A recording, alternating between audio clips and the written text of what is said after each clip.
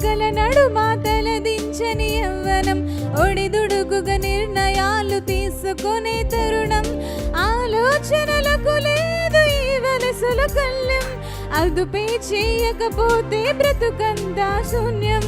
ఇది అర్థం కాకుంటే యవ్వనమే ప్రమాదం, ప్రభువు కొరకు అర్పిస్తే అదే నీకు ప్రధానం. యవ్వనుడా విన్నావా ఇది, కాలం సమీపమైనది, సాతాను పొంచి ఉన్నది, నీకు లోకాశలు చూపుతున్నది.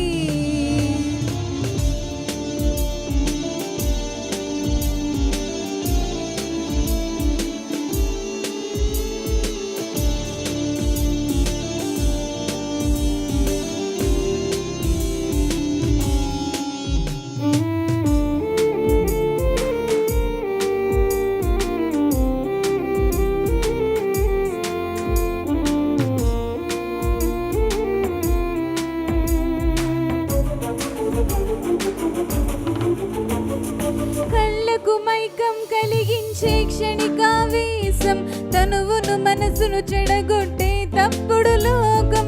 కళ్ళకు మైకం కలిగించే క్షణికావేశం, తనువును మనసును చెడగొట్టే తప్పుడు లోకం. దుష్టుని వశమైపోయిన లోకాధికారం, భ్రష్టత్వ ఊహలతో యవ్వన సంహారం. క్రీస్తు యేసుకే చూపెను నిమిషంలో ప్రపంచం, లోకాశకు లొంగిపోతే పొంచి ఉంది ప్రమాదం. యవ్వనుడా విన్నావా ఇది, కాలం సమీపమైనది, సాతాను పొంచి ఉన్నది, నీకు లోకాశలు చూపుతున్నది.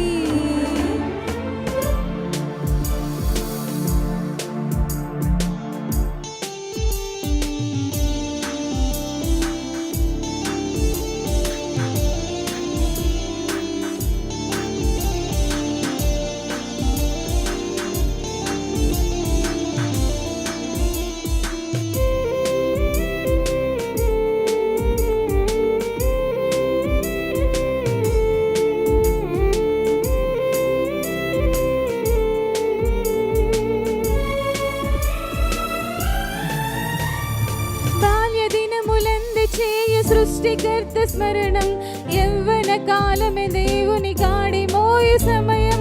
బాల్య దినములందు చేయు సృష్టికర్త స్మరణం, యవ్వన కాలమే దేవుని కాడి మోయు సమయం.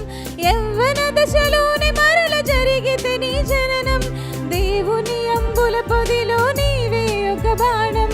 స్నేహితుడా యేసు కొరకు అర్పించు యవ్వనం, అలు పెరుగక పరుగెత్తు సువార్తకై ప్రతిక్షణం. యవ్వనుడా విన్నావా ఇది, కాలం సమీపమైనది, సాతాను పొంచి ఉన్నది, నీకు లోకాశలు చూపుతున్నది. క్షణికమైన మత్తు, రెప్పపాటు సుఖము, ఎరలు వేసి వలలు వేసి లాగుతున్నది, నేను పాతాళ లోకానికి పంపుతున్నది.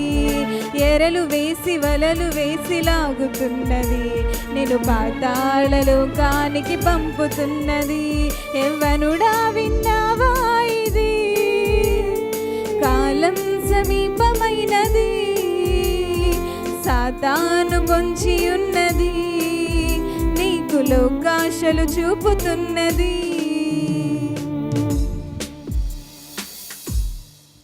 మంచిది, అందరు లేచి నిలబడదాం ప్రియులారా, ఆరాధన పాట పాడుకుందాము. రాజమండ్రి క్వైర్ టీం వారు వచ్చి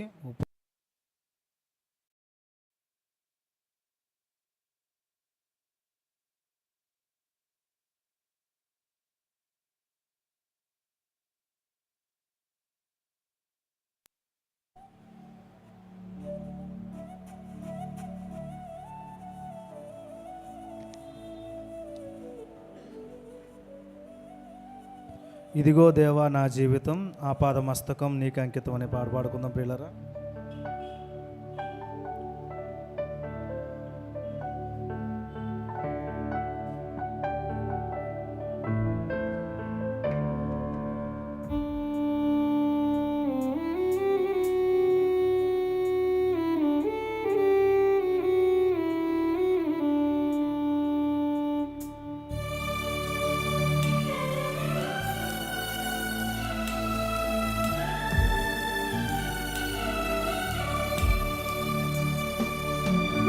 ఇదిగో దేవా నా జీవితం ఆపాదమస్తకం నీకంకితం.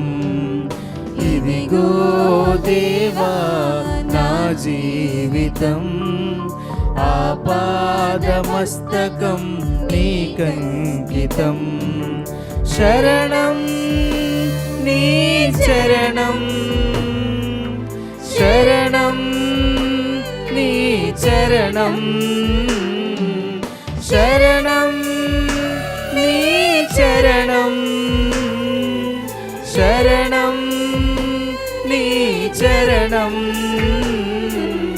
ఇదిగో దేవా నా జీవితం ఆపాదమస్తకం నీకంకితం.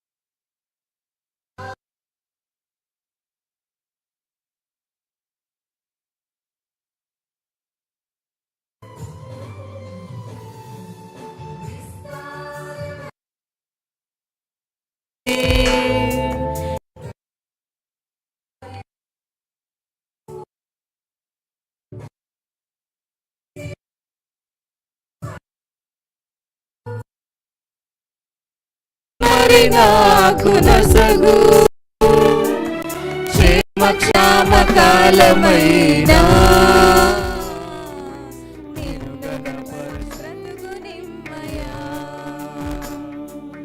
నశించు ఆత్మలను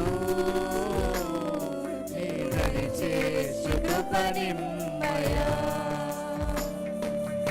ఇదిగో దేవా నా జీవితం ఆపాదమస్తకం నీకంకితం ఇదిగో దేవా నా జీవితం ఆపాదమస్తకం నీకంకితం శరణం నీ చరణం శరణం నీ చరణం శరణం నీ చరణం శరణం నీ చరణం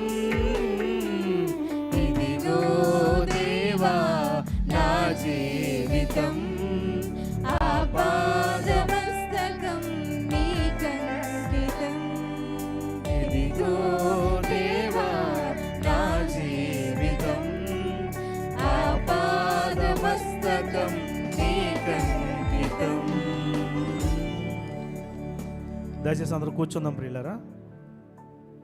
మరి ఎంతవరకు అన్ని విషయాలు దేవుడు మనకు సహాయం చేశారు.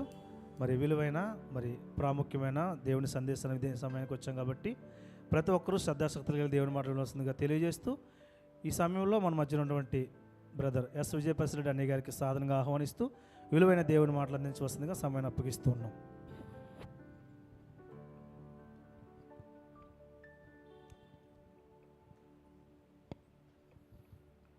Praise the lord. దేవుని నామానికి మహిమ కలుగునుగాక. దేవుని పిల్లలందరికీ నా హృదయపూర్వక వందనములు ప్రభు అయిన క్రీస్తు పేరిట తెలియజేస్తున్నాను. సర్వోన్నతుడు సర్వశక్తుడైన దేవుని మహాకృప నిత్యము మనందరి ఆత్మీయ జీవితాలకు తోడై ఉండి ఫలభరితమైన నిత్యజీవ వాతావరణంలో మనందరం నడిపించునుగాక. ఆమేన్. ప్రార్థన చేసుకుందాం. అందరూ కూడా తలలు వంచి ప్రార్థనలు ఏకీభవించండి. విలువైన దేవుని జ్ఞానాన్ని మన హృదయంలో నింపుకోవడానికి మనం అందరం సంసిద్ధులుగా ఉన్నాం. భక్తి జీవితంలో ఎదగడానికి కావలసిన ప్రతి విషయాన్ని దేవుని సన్నిధిలో నేర్చుకోవాలి, బలపరచబడాలి, ఆత్మీయంగా ఎదగాలి, వర్ధిల్లాలి, ఆయన నామాన్ని మహిమపరిచే విధంగా మారాలి, సమాజాన్ని చైతన్యవంతం చేసే దేవుని పిల్లలుగా మన యొక్క ఉనికిని ఆ విధంగా చాటుకోవాలి. సో మీరందరూ కూడా సత్యవాక్యంలో ఎదుగుతూ సత్యం చేత మీ జీవితాలు అనేకులకు అద్దాల వలె కనబడుతూ నామకార్థ భక్తి జీవితంలో కాకుండా యథార్థమైన భక్తిపరులుగా సంస్కరించే సంస్కరణవాదులుగా మారడానికి మీ అందరికీ ఈ యొక్క సత్యవాక్యం అవకాశం ఇస్తుందని నేను బలంగా నమ్ముతున్నాను. తలలు వంచండి, ప్రార్థన చేద్దాం. ప్రార్థనతో మనం దేవుని వాక్యాన్ని ధ్యానిద్దాం. మహాపరిశుద్ధుడవు, మహోన్నతుడవు, అత్యంత ప్రేమ కృపగల దేవుడవు, మీ పవిత్ర నామానికి మా రక్షకుడైన క్రీస్తు వారి పేరిట హృదయపూర్వకంగా కృతజ్ఞతాస్తుతి స్తోత్రములు చెల్లిస్తున్నాను తండ్రి. ప్రభువా, మీ పిల్లలముగా మమ్మల్ని బలపరచండి, మీ కృపలో భద్రపరచండి, జ్ఞానం ఇవ్వండి, వివేకం ఇవ్వండి, మీ యొక్క సత్యంతో మమ్మల్ని సంధించండి. ప్రభువా, ఈ అపాయము మా హృదయాలకు మా జీవితాలకు సంభవించకుండా కాపాడుతున్నందుకు స్తోత్రం తండ్రి. మహాగణుడా, మహోన్నతుడా, నాతో మాతో మా అందరితో మాట్లాడుతూ మాకు నేర్పిస్తూ ఈ జీవన చక్రంలో తొట్టుపాటు లేకుండా నిత్యము స్థిరమైన స్తంభాల వలె సత్యము కొరకు నిలబడి బలమైన పాత్రల వలె మీ నామాన్ని మహిమపరుస్తూ మా శరీరాన్ని పవిత్రత వైపు నడిపిస్తూ మా భక్తి జీవితాన్ని కాపాడుకుంటూ ఆత్మీయంగా ఎదగడానికి, వర్ధిల్లడానికి మీరు చేస్తున్న సహాయము కొరకు ఏమిచ్చి మీ రుణం తీర్చుకోగలం తండ్రి. వచ్చినటువంటి బిడ్డలందరినీ దీవించండి, ఆశీర్వదించండి. పేరు పేరున ప్రతి కుటుంబానికి మీ కాపుదల ప్రసాదించండి. మీ నామ మహిమార్థమై బిడ్డలందరినీ వర్ధిలింపజేయమని వేడుకుంటూ ఘనత, మహిమ, ప్రభావములు మీకు మాత్రమే ఆరోపిస్తూ మీ దేనదాసునిగా మీ ఆత్మ సహాయమును అర్థిస్తూ యేసుక్రీస్తు ప్రభు వారి దివ్యనామంలో ఈ ప్రార్థన మనవులు సమర్పించి మీ వద్ద నుండి తిరిగి పరలోకపు జవాబు పొందుకుంటున్నాం మా కన్న తండ్రి. ఆమేన్. ప్రియమైన దేవుని ప్రజలరా, సర్వకృపానిధి దేవుడు నిరంతరం మనకు తోడై ఉండి ఆయన సత్యంతో మనల్ని పోషిస్తూ బలపరుస్తూ నడిపిస్తున్నారు. సంఘానికి భోజనం పెడుతున్నారు. ఆయన సత్యవాక్యం అనే ఆహారాన్ని, అక్షయమైన ఆహారాన్ని. ఈ ఆహారాన్ని భుజించడానికి మాత్రమే ఇక్కడికి వచ్చినటువంటి మీ అందరికీ మరోసారి నా నిండు వందనములు. మీ హృదయాలు గలిబిలి కాకుండా, మీ హృదయాలు కల్మషంతో నిండుకోకుండా, సత్యమును సత్యంగా అంగీకరించి, సత్యమును సత్యంగా స్వీకరించి బలపరచబడే స్థితిలో మీరందరూ ఉండాలని నేను కోరుతున్నాను. ఒక ఫ్యూయల్ ఎలాగైతే, ఇంధనం ఎలాగైతే ఇంజన్కి అవసరం అవుతుందో fuel, in the same sense మన ఆత్మీయ జీవితానికి దేవుని మాట అవసరం. అర్థమైందా? దేవుని మాట మన ఆత్మీయ జీవితానికి అవసరం. ఫ్యూయల్ లేకుండా, ఇంధనం లేకుండా బండి నడవదు. అలాగే దేవుని మాట లేకుండా మానవ జీవితం సత్య మార్గంలో నడవదు. దేవుని మాట లేకుండా మానవ జీవితం ఎక్కడ నడవదు? సత్య మార్గంలో నడవదు. ఎలా పడితే అలా బతకడానికి దేవుని మాట అవసరం లేదు. ఎలా పడితే అలా జీవించడానికి దేవుని మాట అవసరం లేదు. ఇష్టం వచ్చినట్టుగా బతికి చచ్చిపోవడానికి దేవుని మాట అవసరం లేదు. సత్య మార్గంలో నడవాలి, నిత్య జీవానికి పోవాలి, ఆశీర్వాదం పొందాలి, ఉన్నతమైన వ్యక్తిత్వాన్ని సంపాదించుకోవాలి, దైవ లక్షణాలు కలిగి జీవించాలి, దైవత్వాన్ని ప్రాక్టీస్ చేయాలి, సత్యానికి స్తంభాలుగా నిలబడాలి అనంటే ఖచ్చితంగా ఆ మార్గంలో నడవడానికి దేవుని మాట కావాలి. ఆ ప్రాక్టీస్ ఎవరైతే చేస్తారో వారు దేవుని పిల్లలు అనబడతారు. మరొకసారి మీ అందరికీ గుర్తు చేస్తున్నాను, క్రైస్తవుడు అని పేరు పెట్టుకున్నంత మాత్రాన వారు దేవుని పిల్లలు కాలేరు. బైబిల్ పట్టుకున్న మాత్రాన వారు దేవుని పిల్లలు కాలేరు. క్రిస్టియన్ నేమ్స్ పెట్టుకున్నంత మాత్రాన, అంటే గ్రంథంలో ఉన్న పేర్లు పెట్టుకున్నంత మాత్రాన వారు క్రైస్తవులు కాలేరు. నిజమైన క్రైస్తవులు ఎవరు అంటే క్రీస్తు యొక్క భావజాలాన్ని ఎవరు ప్రాక్టీస్ చేస్తున్నారో వాళ్ళు క్రైస్తవులు. అంతే, సింపుల్ ఆన్సర్. క్రీస్తు భావజాలాన్ని ఏం చేస్తున్నారు? ప్రాక్టీస్ ఎవరైతే చేస్తున్నారో, సాధన అన్నాడు దాన్ని తెలుగు బైబిల్లో. సాధన, ఎవరు సాధన చేస్తున్నారో వారు రియల్ క్రిస్టియన్స్ అనబడతారు. మీ అందరికీ తెలుసు, తిమోతితో చెబుతూ అపోస్తలుడైన పౌలు భక్తుడు అన్నాడు, సాధకము చేయబడిన జ్ఞానేంద్రియములు గలవారమై అన్నాడు. ఏమిటవి? ఏ జ్ఞానేంద్రియములట? సాధకము చేయబడిన జ్ఞానేంద్రియములు.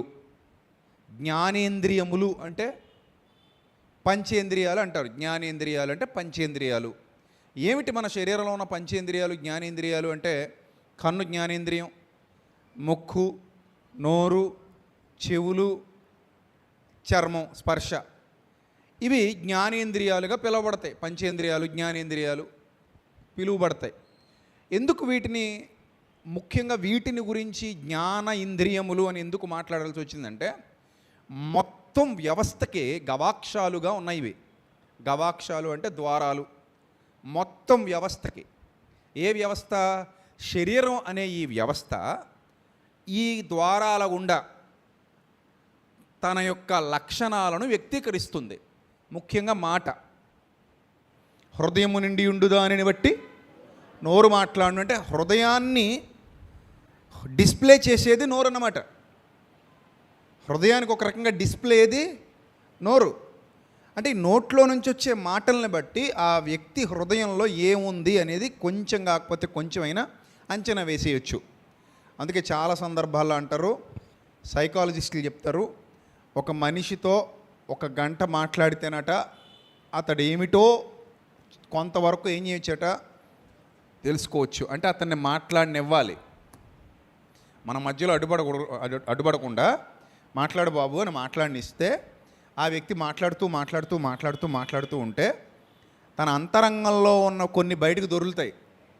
ఎంత దాచాలని చూసినా, ఎంత మ్యాజిక్ చేయాలని చూసినా, ఎంత కన్నింగ్గా ఉండాలని చూసినా ఎంతో కొంత అతని మాటల్లో అతని వ్యక్తిత్వం, అతని లక్షణాలు బయటపడతాయి. కొంతమంది కళ్ళ కదలికలను బట్టి కనిపెట్టేస్తారు, కొంతమంది మాట్లాడుతుంటే కనిపెట్టేస్తారు, కొంతమంది ప్రవర్తనను చూసి కనిపెట్టేస్తారు. అంటే ఏంటి కనిపెట్టేయడం? లోపల ఉన్నది బయటికి రావడం అర్థమైపోతుంది. వాళ్ళు దీన్ని ప్రాక్టీస్ చేశారు కనుక కనిపెట్టగలుగుతున్నారు. ముఖ్యంగా సైకాలజిస్టులు కానివ్వండి, పోలీసులకు కూడా ఇలాంటి వాటిలో బాగా ట్రైనింగ్ ఇస్తారు. వాళ్ళు ఎలా మాట్లాడుతున్నారు చూడండి, వాళ్ళ కళ్ళ కదలికలు చూడండి ఎలా కదులుతున్నాయో, వాళ్ళ చేతి కదలికలు ఎలా ఉన్నాయో చూడండి, వాళ్ళ ముఖంలో కవళికలు ఎలా ఉన్నాయో చూడండి. ఇవన్నీ అబ్జర్వ్ చేస్తారు పోలీసులు, మాట్లాడుతూనే అబ్జర్వ్ చేస్తారు. క్రైమ్ డిపార్ట్మెంట్లో ఉన్నటువంటి పోలీసులకు వీటి మీద కొంతవరకు వాళ్ళకి తర్ఫీదు కూడా ఇస్తారు. ఈ తర్ఫీదంతా ఎందుకు అని అంటే ఆ వ్యక్తి యొక్క ఉద్దేశాలు తెలుసుకోవడానికి. In the same sense Bible ఏనాడో చెప్పింది, హృదయము నిండి ఉండు దానిని బట్టి నోరు ఏం చేస్తుందట, మాట్లాడుతుందట. డిస్ప్లే అన్నది అందుకే, హృదయానికి డిస్ప్లే లాంటిది నోరు.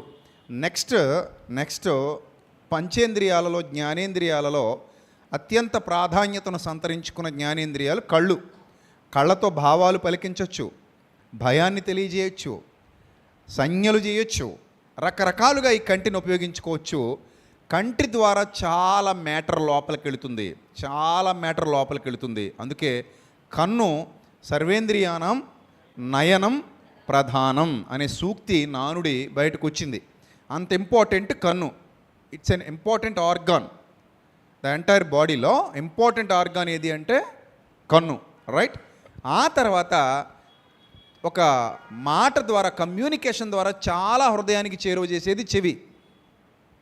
ఈ చెవి వల్ల చాలా లోపలికి వెళ్తాయి. మంచివి వెళ్తాయి లోపలికి, చెడ్డవి కూడా వెళ్తాయి కదా. మరి ఫిల్టర్ చేసుకోవాల్సిన బుద్ధి జ్ఞానం మనకు ఉండాలి. ఏది పడితే అది లోపలికి పంపించేస్తుంటే ఎలా పడితే అలా తయారైపోతాం మనం. అలా కాకుండా దాన్ని ఫిల్టర్ చేసుకోవడానికి నీ కన్ను చాలా, నీ చెవి చాలా ఉపయోగపడుతుంది. సో ఈ పంచేంద్రియాలు, ఈ జ్ఞానేంద్రియాలన్నీ కూడా నీ యొక్క ఉనికిని, నీ యొక్క వ్యక్తిత్వాన్ని రూపుదిద్దడానికి ఉపయోగపడేవి అని నువ్వు అర్థం చేసుకో. సింపుల్గా నీ వ్యక్తిత్వం రూపుదాల్చడానికి, ఒక వ్యక్తిత్వం తయారు కావడానికి ఈ ఇంద్రియాలు ఉపయోగపడుతున్నాయి. స్పర్శ కూడా, ఈ స్పర్శలో కూడా గుడ్ టచ్ ఉంటుంది, బ్యాడ్ టచ్ ఉంటుంది. ఈ స్పర్శను కొంతమంది మంచికి వాడతారు, కొంతమంది చెడుకు వాడతారు. తెలుసు కదా, మీరు బస్సు ఎక్కినప్పుడు చాలామంది అక్క చెల్లెమ్మలకు అనుభవాలు ఉంటాయి. ఒక రద్దీగా ఉన్న బస్సులో, రద్దీగా ఉన్న ట్రైన్లో కొంతమంది చేతులు ఎక్కడెక్కడో తాకిస్తూ ఉంటారు, కొంతమంది కాళ్ళను టచ్ చేస్తూ ఉంటారు, కొంతమంది దగ్గరకు వచ్చి మీదకి జరిగిపోయి మీద పడిపోయి అవయవాలు ముట్టుకుని ఆనందపడిపోయి సైకోలు ఉన్నారు ప్రపంచంలో. సైకోలు, ఈ సైకో గాళ్ళకి ఏం పని ఉండదు. జస్ట్ ఒక అమ్మాయి కనబడింది, ఆ అమ్మాయిని టచ్ చేసామా లేదా, అమ్మాయి చేయబట్టుకున్నామా లేదా, ఆ అమ్మాయి భుజాలు తాకామా లేదా, లేదా చేత్తో ఎక్కడెక్కడో గుంపులో తడిమామా లేదా, ఇలాంటి నీచమైన భావజాలం కలిగినటువంటి సైకోగాళ్ళు ప్రపంచంలో కొంతమంది ఉన్నారు. వాళ్ళ శరీరాన్ని, ఆ స్పర్శను, ఆ ఇంద్రియాన్ని దేనికి వాడుతున్నారు వాళ్ళు? ఒక చెడ్డ పనికి వాడుతున్నారు, ఒక చెడ్డ స్పర్శకు వాడుతున్నారు. అంత మాత్రమే కాదు, కొంతమంది సైకోలు చిన్న బిడ్డల్ని కూడా బ్యాడ్ టచ్కి వినియోగించుకుంటుంటారు. అందుకే పిల్లలకి గుడ్ టచ్ ఏదో బ్యాడ్ టచ్ ఏదో చెప్పాలి. లేకపోతే చిన్నపిల్లలకి తెలీదు వాడు నన్ను ఎక్కడ తాకుతున్నాడు, ఎందుకు తాకుతున్నాడు, ఎలా తాకుతున్నాడు, ఏ ఉద్దేశంతో తాకుతున్నాడు, ఆ స్పర్శలో ఉన్న ఆంతర్యం ఏమిటి, ఉద్దేశం ఏమిటి, వీళ్ళు ఏమైనా సైకో ఉన్నాడా, ఇవన్నీ ఆ పసిబిడ్డలకు తెలీదు. సో వాటి మీద తల్లులు తండ్రులు అవగాహన కల్పిస్తే తప్ప పసిపిల్లలకు అర్థం కాదు.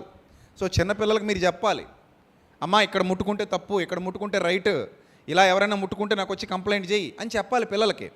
ఎందుకంటే ఈ విధంగా ఈ యొక్క స్పర్శను చెడ్డగా వాడుతున్నటువంటి నీచులు సమాజంలో చాలామంది ఉన్నారు. ముసలాళ్ళలో కూడా ఉండడం మన దౌర్భాగ్యం. ముసలాళ్ళలో కూడా ఉన్నారు అలాంటి వాళ్ళు, చాలా కేసులు వచ్చాయి బయటికి. సో ఈ విధంగా తమ యొక్క దారిద్ర్యాన్ని ప్రపంచానికి డిస్ప్లే చేస్తున్నారు. దేనిలో నుంచి? పంచేంద్రియాల్లో నుంచి. అందుకే దేవుడు అన్నాడు, నాయనా మీ ఇంద్రియాలను వదిలేస్తే ఎందుకు పనికి రాకుండా పోతాయి. వాటికి ఏం చేయాలి? ఇప్పుడు తిమోతి పత్రికలో చెప్పినట్టు సాధకం చేయాలి. ఏం చేయాలి? సాధకము చేయబడిన జ్ఞానేంద్రియములు సాధకం చేయబడాలట. సాధన, ఒక సామెత కూడా ఉంది, సాధనమున పనులు సమకూరు ధరలోన అన్నారు. అంటే మనం ప్రాక్టీస్ చేస్తూ చేస్తూ చేస్తూ చేస్తూ ఉంటే ఆ ప్రాక్టీస్ ద్వారా మనం ఒక మంచి స్థితికి వెళ్తాం. హెబ్రీ పత్రికలో కూడా ఒక మాట ఉంది 5వ అధ్యాయంలో అభ్యాసం గురించి, సాధకం చేయబడిన జ్ఞానేంద్రియాల గురించి. హెబ్రీ పత్రికలో 5వ అధ్యాయం 14వ వచనం.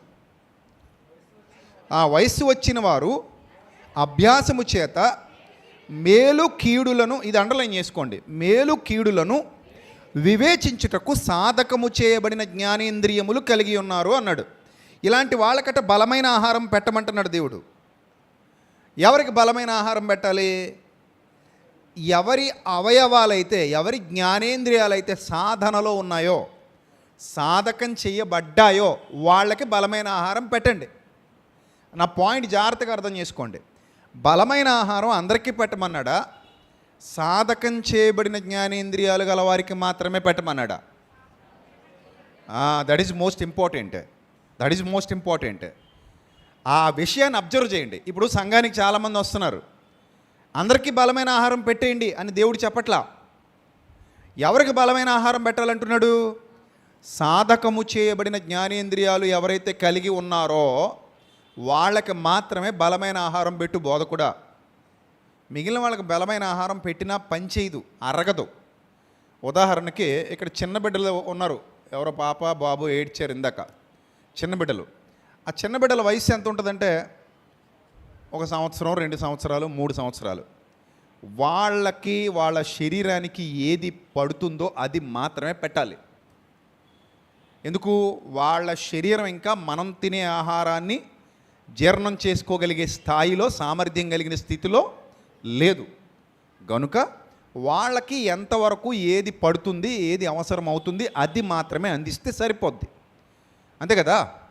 ఇంక ఫుల్గా వాళ్ళకి చికెన్ జాయింట్లు, మటన్ బిర్యానీలు పెట్టేస్తే వాళ్ళు తిని జీర్ణం చేసుకోగలరా? చేసుకోలేరు. పసిబిడ్డలకు పాలు మాత్రమే ఇస్తాం. ఇంకా వాళ్ళకి టైం పడుతుంది. ఆ స్థాయికి వెళ్ళిన తర్వాత, వాళ్ళ శరీరాలు, అవయవాలు బలంగా మారిన తర్వాత అప్పుడు మనం కడుపు నిండా ఏదైనా పెట్టొచ్చు, ఇబ్బంది లేదు. ఈ విషయాన్ని మీరు అవగాహన చేసుకుంటే, ఇప్పుడు బైబిల్ గ్రంథం ఏమంటుందంటే, మీలో ఎవరైతే సాధన చేయటానికి సిద్ధంగా ఉన్నారో, సాధకము చేయబడిన జ్ఞానేంద్రియాలు, ప్రాక్టీస్ చేయకుండా ఏదీ రాదు. అవునా కాదా? ఏదైనా వస్తుందా ప్రాక్టీస్ చేయకుండా? మీ జీవితంలో ఏదైనా ప్రాక్టీస్ చేయకుండా వచ్చిందా? రాలా. ప్రతిదీ, ఎవ్రీథింగ్ మీరు ఎలా నేర్చుకున్నారు? ప్రాక్టీస్ చేసి నేర్చుకున్నారు. ఏమ రైట్ ఆర్ రాంగ్? ఎవ్రీథింగ్. చివరికి మీ తలదూకోవడం కూడా రా చిన్నప్పుడు. అంతే కదా? చిన్నపిల్లలకి దువ్వనిస్తే ఏం చేస్తారు? వాళ్ళు తల గోక్కుంటారు, కోతి గోక్కున్నట్టు. అంతే కదా? వాళ్ళు తల దువ్వుకోవాలి అంటే ఏం చేయాలి? అలవాటు అవ్వాలి, ప్రాక్టీస్. జడేసుకోవడం ఎప్పుడు వచ్చింది మీకు? పుట్టగానే వచ్చింది? రాదు కదా, కొంత టైం పడుతుంది. ఆ టైం బట్టి, ఆ టైం కొద్దీ అలా మెల్లిగా అలవాటు చేసుకుంటారు, జడలు వేసుకుంటారు, ముడులు వేసుకుంటారు, అన్నీ కొంచెం టైం పడతాయి. వంట చేయడం ప్రాక్టీస్, బండి నడపడం ప్రాక్టీస్, సైకిల్ తొక్కడం ప్రాక్టీస్, చివరికి బట్టలు కుట్టడం ప్రాక్టీస్. అంతే కదా? ఇవన్నీ ప్రాక్టీస్ చేసి నేర్చుకున్నాం మనం. మరి బతకటానికి ఇన్ని ప్రాక్టీసెస్ చేస్తున్నప్పుడు నిత్య జీవానికి కూడా ఒక ప్రాక్టీస్ ఉంటుందని బైబిల్ చెప్తుందిగా. దాన్ని ఆలోచించాలిగా. నిత్య జీవానికి కూడా ఏముంటుంది? There is a practice. నిత్య జీవానికి ప్రాక్టీస్ ఉన్నది, సాధన ఉంది. ఆ సాధన మనం చేయాల్సిందే. అరే సాధన చేయకుండా ఏది రాదు. కష్టపడకుండా పంట పండదు, ఇంటికి పంట రాదు. మీరు కష్టపడకుండా, ఉద్యోగం చేయకుండా డబ్బులు రావు, కూలి పనికి వెళ్లకుండా డబ్బులు రావు, వ్యాపారం చేయకుండా డబ్బులు రావు. అవునా? మీరు ఏదో ఒక కష్టం చేయకుండా శరీరాన్ని గట్టిగా, బలంగా చేసుకోలేరు. ఏదో ఎక్సర్సైజ్ చేయాలి. వాకింగా, లేకపోతే జిమ్కి పోతారా, లేకపోతే ఏమైనా యోగా చేస్తారా, వాట్ ఎవర్ ఇట్ మేబీ, మీరు చేయాలి. అలా చేయకుండా మీ శరీరాన్ని ఎలా చేసుకోలేరు? బలంగా మార్చుకోలేరు. ఇన్ ద సేమ్ సెన్స్ మీ భక్తి జీవితం మెరుగైనదిగా, ఉన్నతమైనదిగా, స్వచ్ఛమైనదిగా మారాలంటే you have to practice. You need to practice చేయాల్సిందే. అప్పుడు నీకు బలమైన ఆహారం పెట్టమంటున్నాడు దేవుడు. నాయన వాళ్ళ జీర్ణ వ్యవస్థ రెడీగా ఉంది. దేనికి జీర్ణ వ్యవస్థ రెడీగా ఉంటా? అరిగించుకోవడానికి. అర్థమైందా? వాళ్ళ జీర్ణ వ్యవస్థ రెడీగా ఉంది, అరిగించుకోవడానికి రెడీగా ఉంది. ఇప్పుడు బలమైన ఆహారం పెట్టు, వాళ్ళకి తింటారు. పెట్టి ఇబ్బంది ఏమీ లేదు. బలమైన ఆహారం పెట్టండి, వాళ్ళు తింటారు. దానికి తగ్గట్టుగా వాళ్ళ జీవితాలు బాగుంటాయి, మార్చుకుంటారు, అద్భుతంగా తయారవుతారు. వారికే తగును అన్నాడు. అందుకే బైబిల్ గ్రంథం వారికే తగును. అలా అర్థమైందా? తర్వాత మనకు దేవుడు పిరికితనం గల ఆత్మని ఇవ్వలేదంట. ఏ ఆత్మనిచ్చాడంట దేవుడు? ఇంద్రియ నిగ్రహము గల ఆత్మనిచ్చాడట. అర్థమైందా? దేవుడు మనకి ఏ ఆత్మనివ్వలేదు? పిరికితనము గల ఆత్మనివ్వలేదు. అసలు ఆత్మని ఎందుకు ఇచ్చాడు? ఇది కూడా చాలామందికి తెలీదు. అసలు మనకు ఆత్మనివ్వడంలో గల ఉద్దేశం ఏమిటి? దేవుని ఉద్దేశం ఎప్పుడైనా ఆలోచించారా? ఏ ఆత్మనిచ్చాడు మనకి? పరిశుద్ధాత్మ, దేవుని ఆత్మ, పరిశుద్ధాత్మ. పరిశుద్ధాత్మను మనలోనికి పంపించాడు. ఎందుకు పంపించాడు? There is a valid reason. What is that? నీలో దురాత్మ పనిచేసింది మారు మనసు పొందనంత వరకు. మారు మనసు పొందనంత వరకు నీలో నీ హృదయాన్ని ఎవడు ఆక్రమించుకున్నాడు? దుష్టుడు ఆక్రమించుకున్నాడు. నీలో దురాత్మ పనిచేసింది. ఇప్పుడు నీలో ఉన్న దురాత్మను తీసేశాడు. తీసేసి నువ్వు ఎప్పుడైతే మారు మనసు పొంది బాప్తిస్మం పొందావో, దేవుని సన్నిధిలో ఎప్పుడైతే నిన్ను నువ్వు సరెండర్ చేసుకున్నావో, నిన్ను నువ్వు దేవునికి సజీవ యాగంగా ఎప్పుడైతే అప్పగించుకున్నావో, నీ ఆత్మ పరిశుద్ధాత్మ అధీనంలోనికి తేబడింది. అది బైబిల్ చెబుతోంది.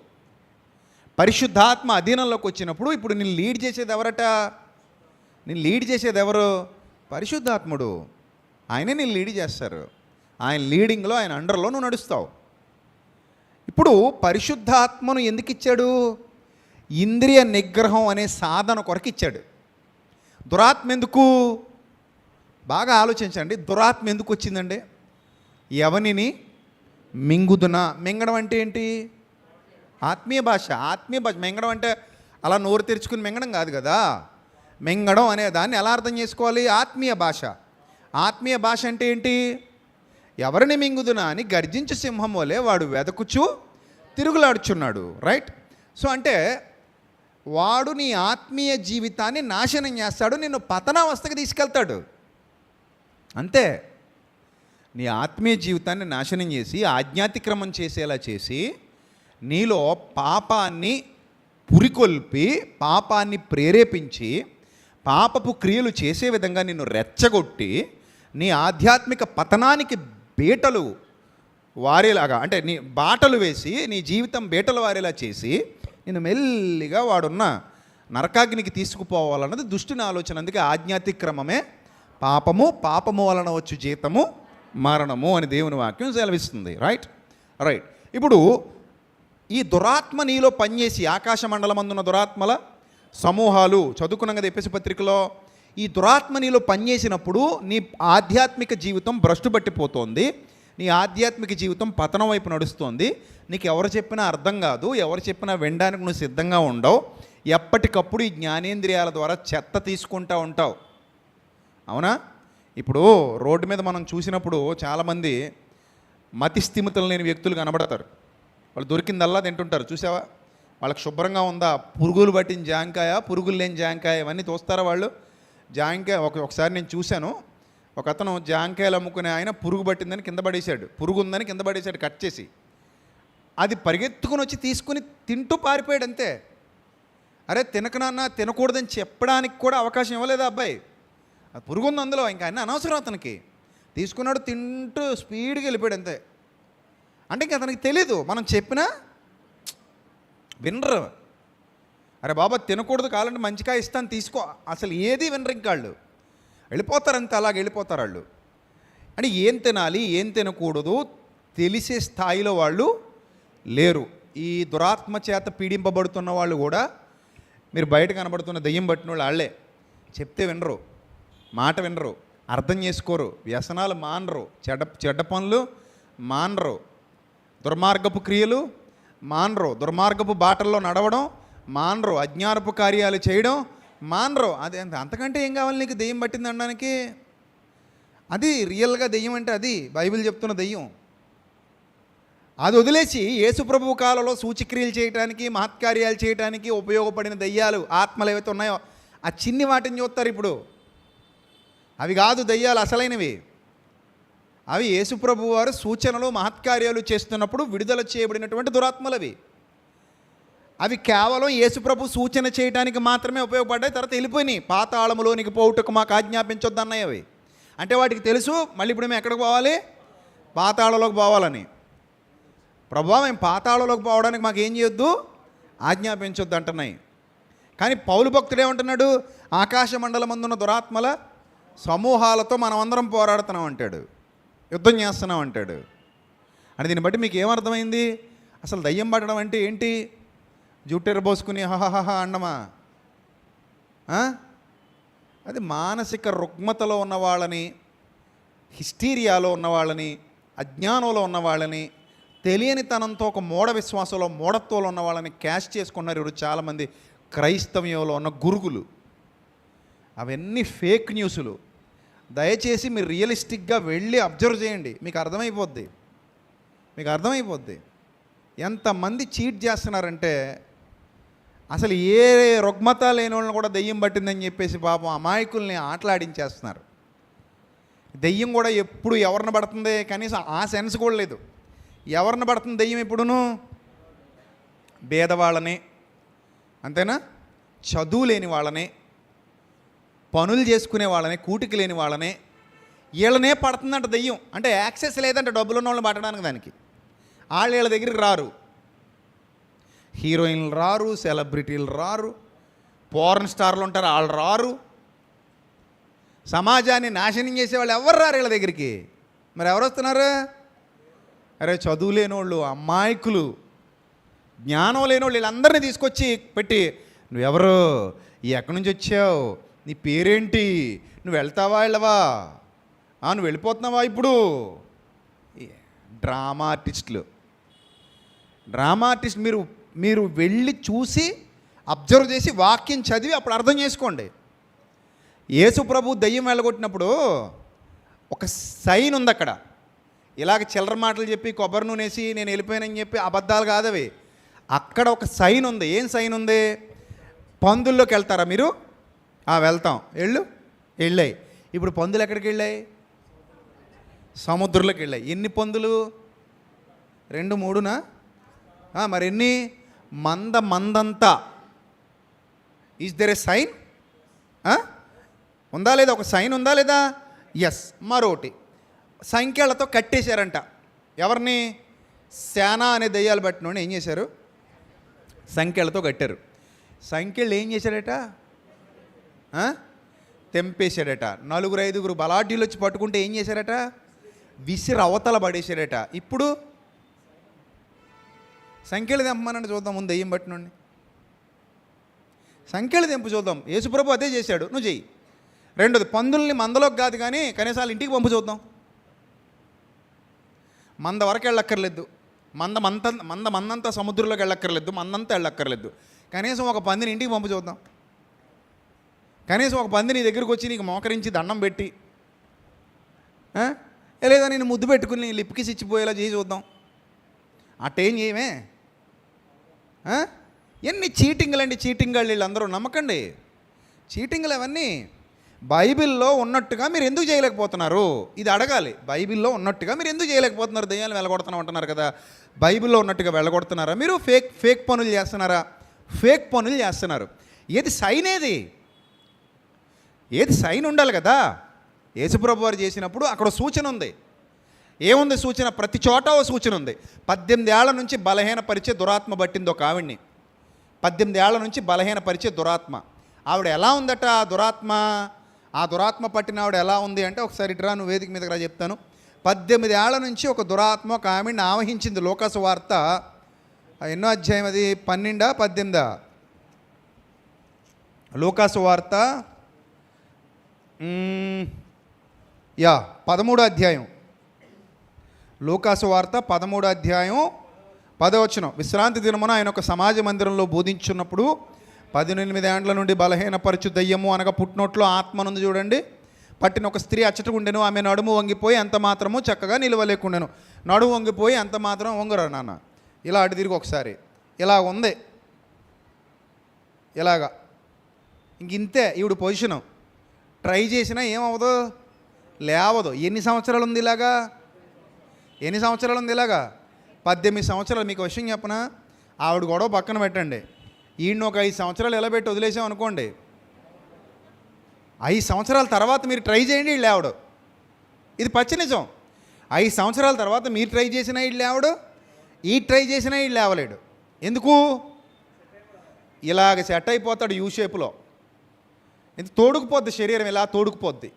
ఈ శరీరం ఇలా తోడుకుపోయింది అనుకోండి, ఇంక లేవదు, ఇది ఇలాగే ఉండిపోద్ది. ఆవిడ ఎన్ని సంవత్సరాలు ఉందంటే ఈ పొజిషన్లో? 18 సంవత్సరాలు. సాక్ష్యం ఉందా ఆవిడ ఇలాగే ఉంటుందనడానికి? సాక్ష్యం, ఊరంతా సాక్ష్యం, బంధువులందరూ సాక్ష్యం, కుటుంబ సభ్యులందరూ సాక్ష్యం. ఆ సాక్ష్యం 18 ఏళ్ల నుంచి బలహీనపరిచే దయ్యం వల్ల ఈమె ఇలా వంగిపోయి ఉండిపోయింది. ఇప్పుడు దురాత్మ వెళ్ళిపోయిన తర్వాత ఏం జరిగింది?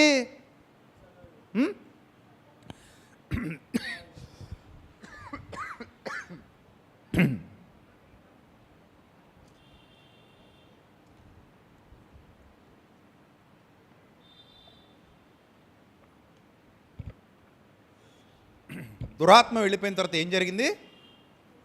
చదవండి అక్కడ, లోకాసు వార్త. యేసు ఆమెను చూచి, అమ్మా నీ బలహీనత నుండి విడుదల పొంది ఉన్నామని ఆమెతో చెప్పి ఆమె మీద చేతులు ఉంచగానే ఆమె చక్కగా ఇలా స్టిఫ్గా నిలబడి దేవుణ్ణి మహింపరిచింది. అంటే వంగిపోయిన ఈ వెన్నుపూస ఏమైంది? వెన్నుపూస ఇలా సరైపోయి అందరూ ఆశ్చర్యపోయారు. 18 ఇయర్స్ నుంచి ఒక ఆవిడ వెన్నుపూస ఇలా వంగిపోతే ఆఫ్టర్ 18 ఇయర్స్ దయ్యం వెళ్ళిపోయాక సైన్ కనబడింది. అర్థమైందా?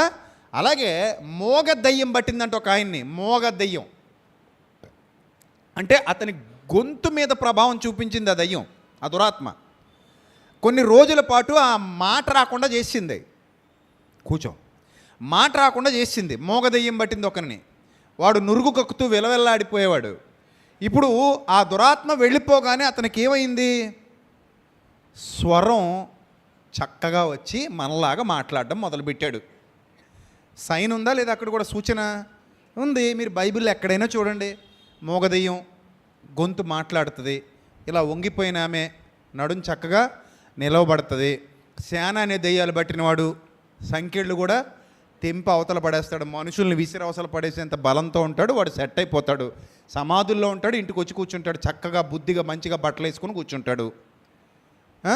ఇలాగ మీరు ఎక్కడ చూసినా ఒక దురాత్మ పందుల మందలోకి వెళ్తుంది. మందంతా వెళ్ళి సముద్రంలో. ఇదంతా ఎంత పెద్ద కార్యాలు జరిగాయి. ఇప్పుడు అలాగేమైనా జరుగుతున్నాయా?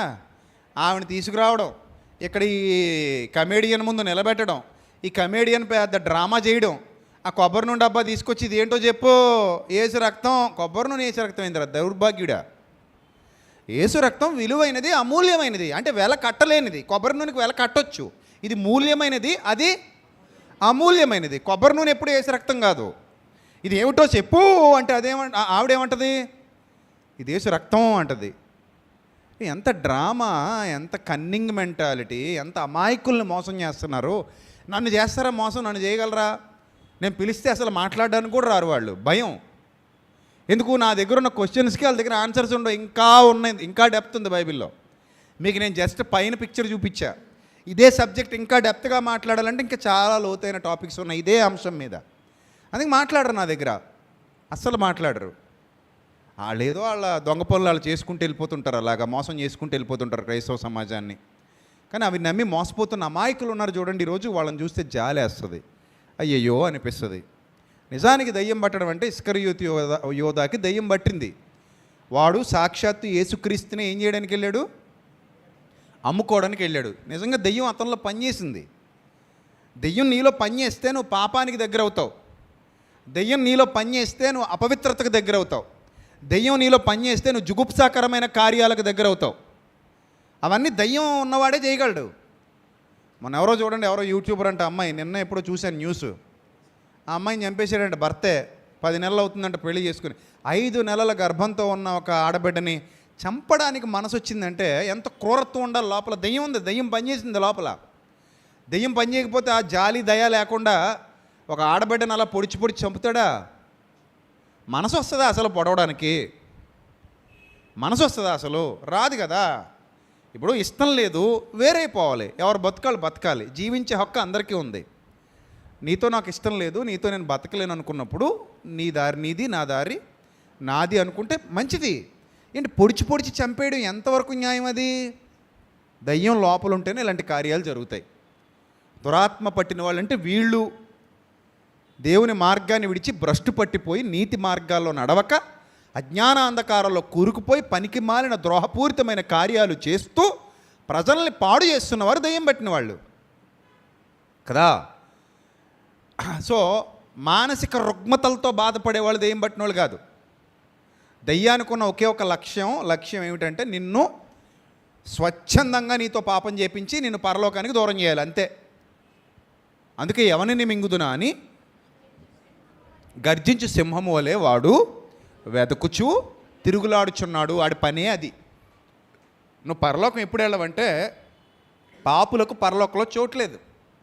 నువ్వు పాపం చేస్తేనే పరలోకానికి దూరం అవుతావు. పాపం చేయకపోతే నేను ఎవడో పరలోకానికి దూరం చేయలేడు. అంటే ఆజ్ఞాతిక్రమమే పాపము, పాపం వల్ల వచ్చే జీతము మరణం. అంటే నీ చేత ఏం చేయించాలి ఇప్పుడు సాతాను?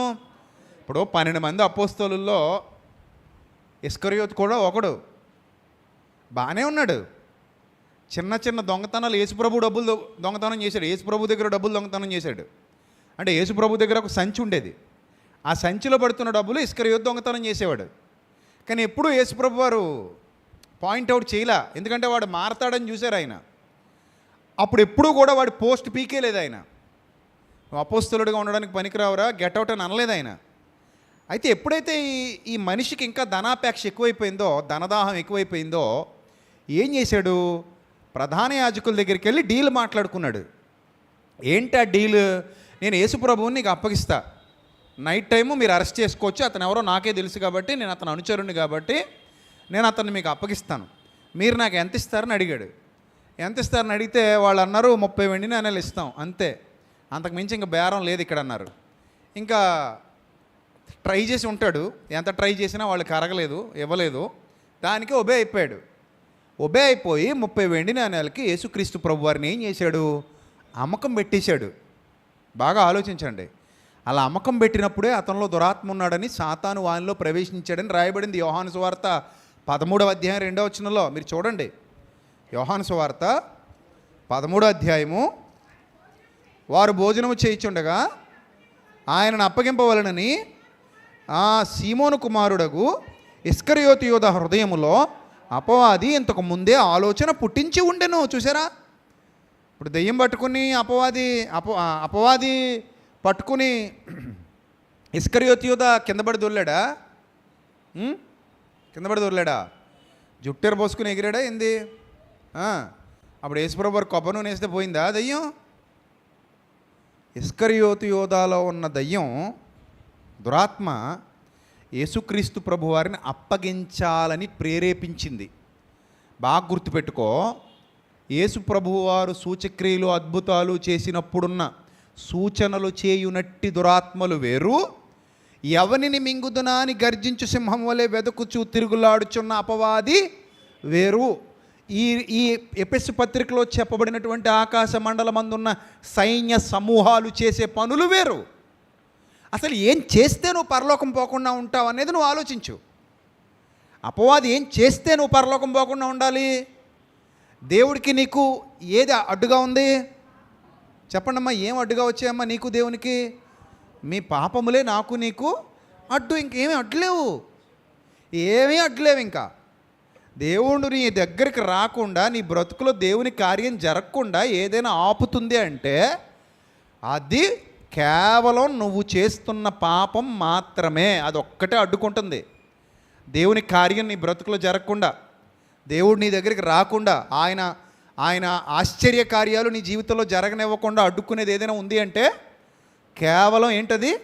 పాపం. అదే వాక్యం సెలవిస్తుంది. నాకు మీకు మధ్య అడ్డుగోడగా ఏమున్నాయన్నాడు దేవుడు? అరే మీ పాపాలు ఉన్నాయి, మీ అపరాధాలు ఉన్నాయి. అందుకే బైబిల్ గ్రంథం చెప్తుంది ఎఫెసు పత్రికలో, అపరాధముల చేత పాపముల చేత మనం ఏమై ఉన్నామట? చచ్చిన వారమై ఉండగా అని వ్రాయబడింది. అపరాధముల చేత పాపముల చేత మనం ఏమయ్యాం? చచ్చిన వారమై ఉండగా ఆయన క్రీస్తుతో కూడా మనలను బ్రతికించెను. అంటే దీన్ని బట్టి మీకు ఏమర్థమైంది? ఒక మనిషి సాతాను చేత నడిపింపబడుతున్నాడు అంటే వాడు సత్యానికి దూరం అవుతాడు, వాడు పాపానికి దగ్గర అవుతాడు. పాయింట్ అర్థమైందా? మీ అందరికీ తెలుసు, జీవితం చాలా చిన్నది. దాని స్పాన్ ఎంతో ఇప్పటివరకు ఎవరికి తెలీదు. ఇప్పుడు నిన్నే నిలబెట్టేసి నువ్వు ఎంతకాలం బతుకుతావు అంటే చెప్పగలవా? Do have any answer? No answer. ఎందుకు? నాకు తెలీదు బ్రదర్. ఇది ఎంతలో కనబడతాను, అంతలోనే ఏమవుతాను, టపీమని మాయమైపోతాను. ఈ భూమి మీదకి వచ్చిన వాళ్ళు అందరిదే అంతే అంతే. ఎవరి చరిత్ర చూసినా అంతే. ఎవ్వరూ గ్యారంటీ ఇవ్వలేరు. మనం ఊహించుకుంటాం అంతే. ఇంకా 70 ఏళ్ళు, ఇంకా 80 ఏళ్ళు, ఇంకా 100 ఏళ్ళు మన ఊహల్లో ఉంది. బట్ దేవుని నిర్ణయంలో ఎంత ఉందో మనకి తెలీదు. శక్తిమంతులు కూడా కొనుకోబడతారట, బలవంతులు కూడా ఏమవుతున్నారట, కొనుకోబడుతున్నారట. తరం వెంబడి తరం ఏమవుతుందట, గతించిపోతుందట. సో కాబట్టి మన చేతుల్లో లేని ఆయుష్కాలం, నిజంగా మనకు భయం భక్తి ఉంటే దీన్ని ఎలా వాడుకోవాలి అనే ఆలోచనలో ముందుకెళ్తాం. కానీ ఈరోజు చాలామంది చూడండి, కనీసం పక్కోడిని బతకనివ్వట్లేదు కదా. వాళ్ళు బతకడం మాట పక్కన పెట్టండి, పక్కోడిని కూడా ఏం చేయనివ్వట్లేదు, బతకనివ్వట్లేదు వీళ్ళు. నేను ఎవరికి హాని చేయకూడదు, నేను ఎవరికి హాని చేయకూడదు, నా బతుకు నేను బతకాలి. ఇది మానవత్వం. దైవత్వం ఏం చెప్తుందో తెలుసా? నిన్ను వలే నీ పొరుగువాడిని కూడా ఏం చేయి, ప్రేమించు. ఇది దైవత్వం. నేను బాగుండాలి, నాతో పాటు నా పొరుగువాడు కూడా బాగుండాలి, బతకనివ్వాలి. ఇక్కడ ఏంటి, బతకనివ్వడం మాట పక్కన పెట్టి నాశనం చేస్తున్నారు. దగ్గరుండి జీవితాలు పాడు చేస్తున్నారు, జీవితాలు నాశనం చేస్తున్నారు. అలాంటి వాళ్ళు సమాజంలో అబ్బో పెరిగిపోతున్నారు రోజు రోజుకి. అసలు మా చిన్నతనంలో ఇన్ని క్రైములు లేవు. రోజులు గడిచే కొలది క్రైమ్ ఏమవుతుంది, పెరుగుతూ వస్తుంది. ఏదో డిగ్రీ పట్టాలు పుచ్చుకున్నట్టు క్రైమ్లో కూడా పట్టాలు పుచ్చుకుంటూ పైకి వెళ్తున్నారు, పట్టాలు పుచ్చుకుంటూ. అసలు నేను ఇదివరకు కూడా అడిగాను, ఇప్పుడు కూడా అడుగుతున్నాను. చిన్నపిల్లల మీద అత్యాచారాలు చేసిన చరిత్రలు మన చిన్నతనంలో విన్నామా? ఎప్పుడైనా విన్నావా? వినలా. మీకు విషయం చెప్పనా, చరిత్ర పుస్తకాల్లో కూడా అలాంటి సంఘటనలు ఇప్పుడు రాయలేదు. చరిత్ర పుస్తకాల్లోనూ పురాతనమైన కథల్లో కూడా ఆ సంఘటనలు రాయలేదంటే దాని అర్థం ఏమిటి? అప్పటికి అలాంటి నీచ ప్రవృత్తి కలిగిన వాళ్ళు లేరు, కానీ ఇప్పుడు పుట్టుకొచ్చారు నీచులు. అంటే పాపం రోజు రోజుకి విశృంఖలత్వానికి వెళ్ళిపోతుంది. పాపం పెరుగుతుందే తప్ప తరగట్లా. మనిషిలో పాపపు భావజాలం పెరిగిపోతుంది రోజు రోజుకి. దాని అర్థం ఏమిటి? దుష్టుడు, దురాత్మ గట్టిగా పనిచేస్తున్నాడు అనమాట. గట్టిగా పనిచేస్తున్నాడు. అంటే ఒక మనిషిని ఆవహించడంలో వాడు పిహెచ్డీ చేశాడు. ఒక మనిషిని ఎలా చెడగొట్టాలి, ఒక మనిషి భావజాలాన్ని ఎలా నాశనం చేయాలి, ఒక మనిషి ఆలోచన విధానాన్ని ఎలా నాశనం చేయాలి. దుష్టుడు లోపలికి ప్రవేశిస్తే క్యాన్సర్ కనవలు అంటాడు, అలాగా అల్లుకుంటూ వెళ్ళిపోతూనే ఉంటాడు. అలా నీ ఆత్మీయ జీవితాన్ని నాశనం వైపు నడిపిస్తాడు. అది దుష్టుడు, దెయ్యం పని అదే. ఈరోజు మీరు చెప్పండి, ఎంతమంది ఉన్నారు దెయ్యం పట్టిన వాళ్ళు? ఎంతమంది ఉన్నారు? క్రైమ్ రేట్ చూడండి ఎంత భయంకరంగా పెరిగిపోయిందో, భయంకరం. మనిషిని చూసి గుర్తుపట్టలేము మంచోడో చెడ్డోడో. లోపల ఉన్నాడు దెయ్యంగాడు. వాడు చేసే పనులు, వాళ్ళు ప్రవర్తించే తీరు, వాళ్ళ విధానాలు చాలా అస్తవ్యస్తంగా ఉంటాయి, చాలా దుర్మార్గంగా ఉంటాయి. ఈ దుర్మార్గపు లక్షణాలన్నీ క్రియేట్ చేస్తున్నాడు లోపలుండి ఆ దుష్టుడికి చోటిచ్చారు. వీళ్ళకి జ్ఞానేంద్రియాలు పనిచేయవు సక్రమంగా. ఈ జ్ఞానేంద్రియాలు సాధకం చేయబడిన జ్ఞానేంద్రియాలు కావవి, పాపానికి అప్పగింపబడిన జ్ఞానేంద్రియాలు. నిజమా కాదా మీరే ఆలోచన. ఇప్పుడు మీ అందరికీ కళ్ళు ఉన్నాయి, గుడ్డోళ్ళు అయితే కారు. దేనికి వాడుతున్నారు కళ్ళు? మీకు మీరు చెప్పుకోండి సమాధానం. మంచిగా చెడుకా? క్వశ్చన్ వచ్చింది. దేవుడు ప్రత్యక్షమే ఈ రాత్రి కల్లో లేకపోతే దర్శనంలో నీ దగ్గరికి వచ్చి, నాయన నీ కళ్ళు దేనికి వాడుతున్నావు అని అడిగితే టక్కన సమాధానం చెప్పాలి అనుకో. ఇదే నీకు ఈ ఫైనల్ ఎగ్జామ్ అనుకో ఈరోజు. ఏమని చెప్తావు సమాధానం? అది నీకు నువ్వు చెప్పుకో చాలు. నువ్వు పైకేం చెప్పొద్దు కానీ నీకు నువ్వు చెప్పుకో సమాధానం. ఇప్పుడు దేవుడు ప్రత్యక్షమయ్యాడు, దర్శనంలో వచ్చాడు, నీ దగ్గరికి కల్లో వచ్చాడు. దేవదూత వచ్చి ప్రత్యక్షమైంది, వెలుగు వచ్చింది. ఆ వెలుగులో దేవదూత మాట్లాడుతుంది నీతో ఈరోజు రాత్రి. నాయనా నీ కళ్ళు దేనికి వాడుతున్నావు అని అడిగాడు. అప్పుడు నువ్వు చెప్పాలి సమాధానం. ప్రభువా, పాపమును చూడకుండానట్లు నా కన్నులతో నిబంధన చేసుకున్నాను, అపవిత్రమైనవి చూడకుండానట్లు నా కన్నులతో నిబంధన చేసుకున్నాను, చెడ్డవాటిని చూడకుండానట్లు నా కన్నులతో నిబంధన చేసుకున్నాను. నా కన్నులు ఎప్పుడు చెడ్డవి చూడడానికి పరిగెత్తవు, చెడ్డవాటిని చూడడానికి తహతహలాడవు, చెడ్డవాటిని చూడడానికి కంట్రోల్ లేకుండా ప్రవర్తించవు. నా కళ్ళతో నేను ఎప్పుడు మంచివి చూడడానికి ప్రయత్నిస్తాను. అలా నా కళ్ళకు సాధన నేర్పించాను. చెడ్డది చూస్తే కళ్ళు తిప్పుకోమని నేర్పించాను. చెడ్డది కనబడితే కళ్ళు మూసుకోమని నేర్పించాను. చెడ్డవి ఆకర్షిస్తుంటే కళ్ళకు అద్దాలు పెట్టుకుని నడుచుకుంటూ గుడ్డోళ్ళకి వెళ్ళిపోని నేర్పించాను. అంత ప్రాక్టీస్ చేస్తాను నేను అని చెప్తావా దేవదత్తో? అప్పుడు రాసుకుని వెళ్ళిపోతాడు అనమాట దేవదత్త. ఓకే రైట్ పాస్ అనడానికి పర్లేదు. నోర్మయ్ దొంగ మొహం, నా దగ్గర పనికిమాలిన అబద్ధాలు చెప్పుకో, నీ బతుకంతా నాకు తెలుసు, నీ రికార్డు మొత్తం ఉంది, మొత్తం సీసీ కెమెరాలు ఎప్పటికప్పుడు రికార్డు చేసాం, ఇదిగో డేటా తీసుకొని చావు, ఈ చావు నువ్వు చావు అన్నాడు అనుకో, ఏమైపోతాం కదా. అదనమాట సాధనం అంటే. సాధకం చేయబడి దురాత్మ ఎప్పుడు కూడా నిన్ను సాధకం చేయమందు, దురాత్మ ఎప్పుడు నేను ప్రాక్టీస్ చేయమందు. దురాత్మ ఎప్పుడు పాడైపోనే అంటది.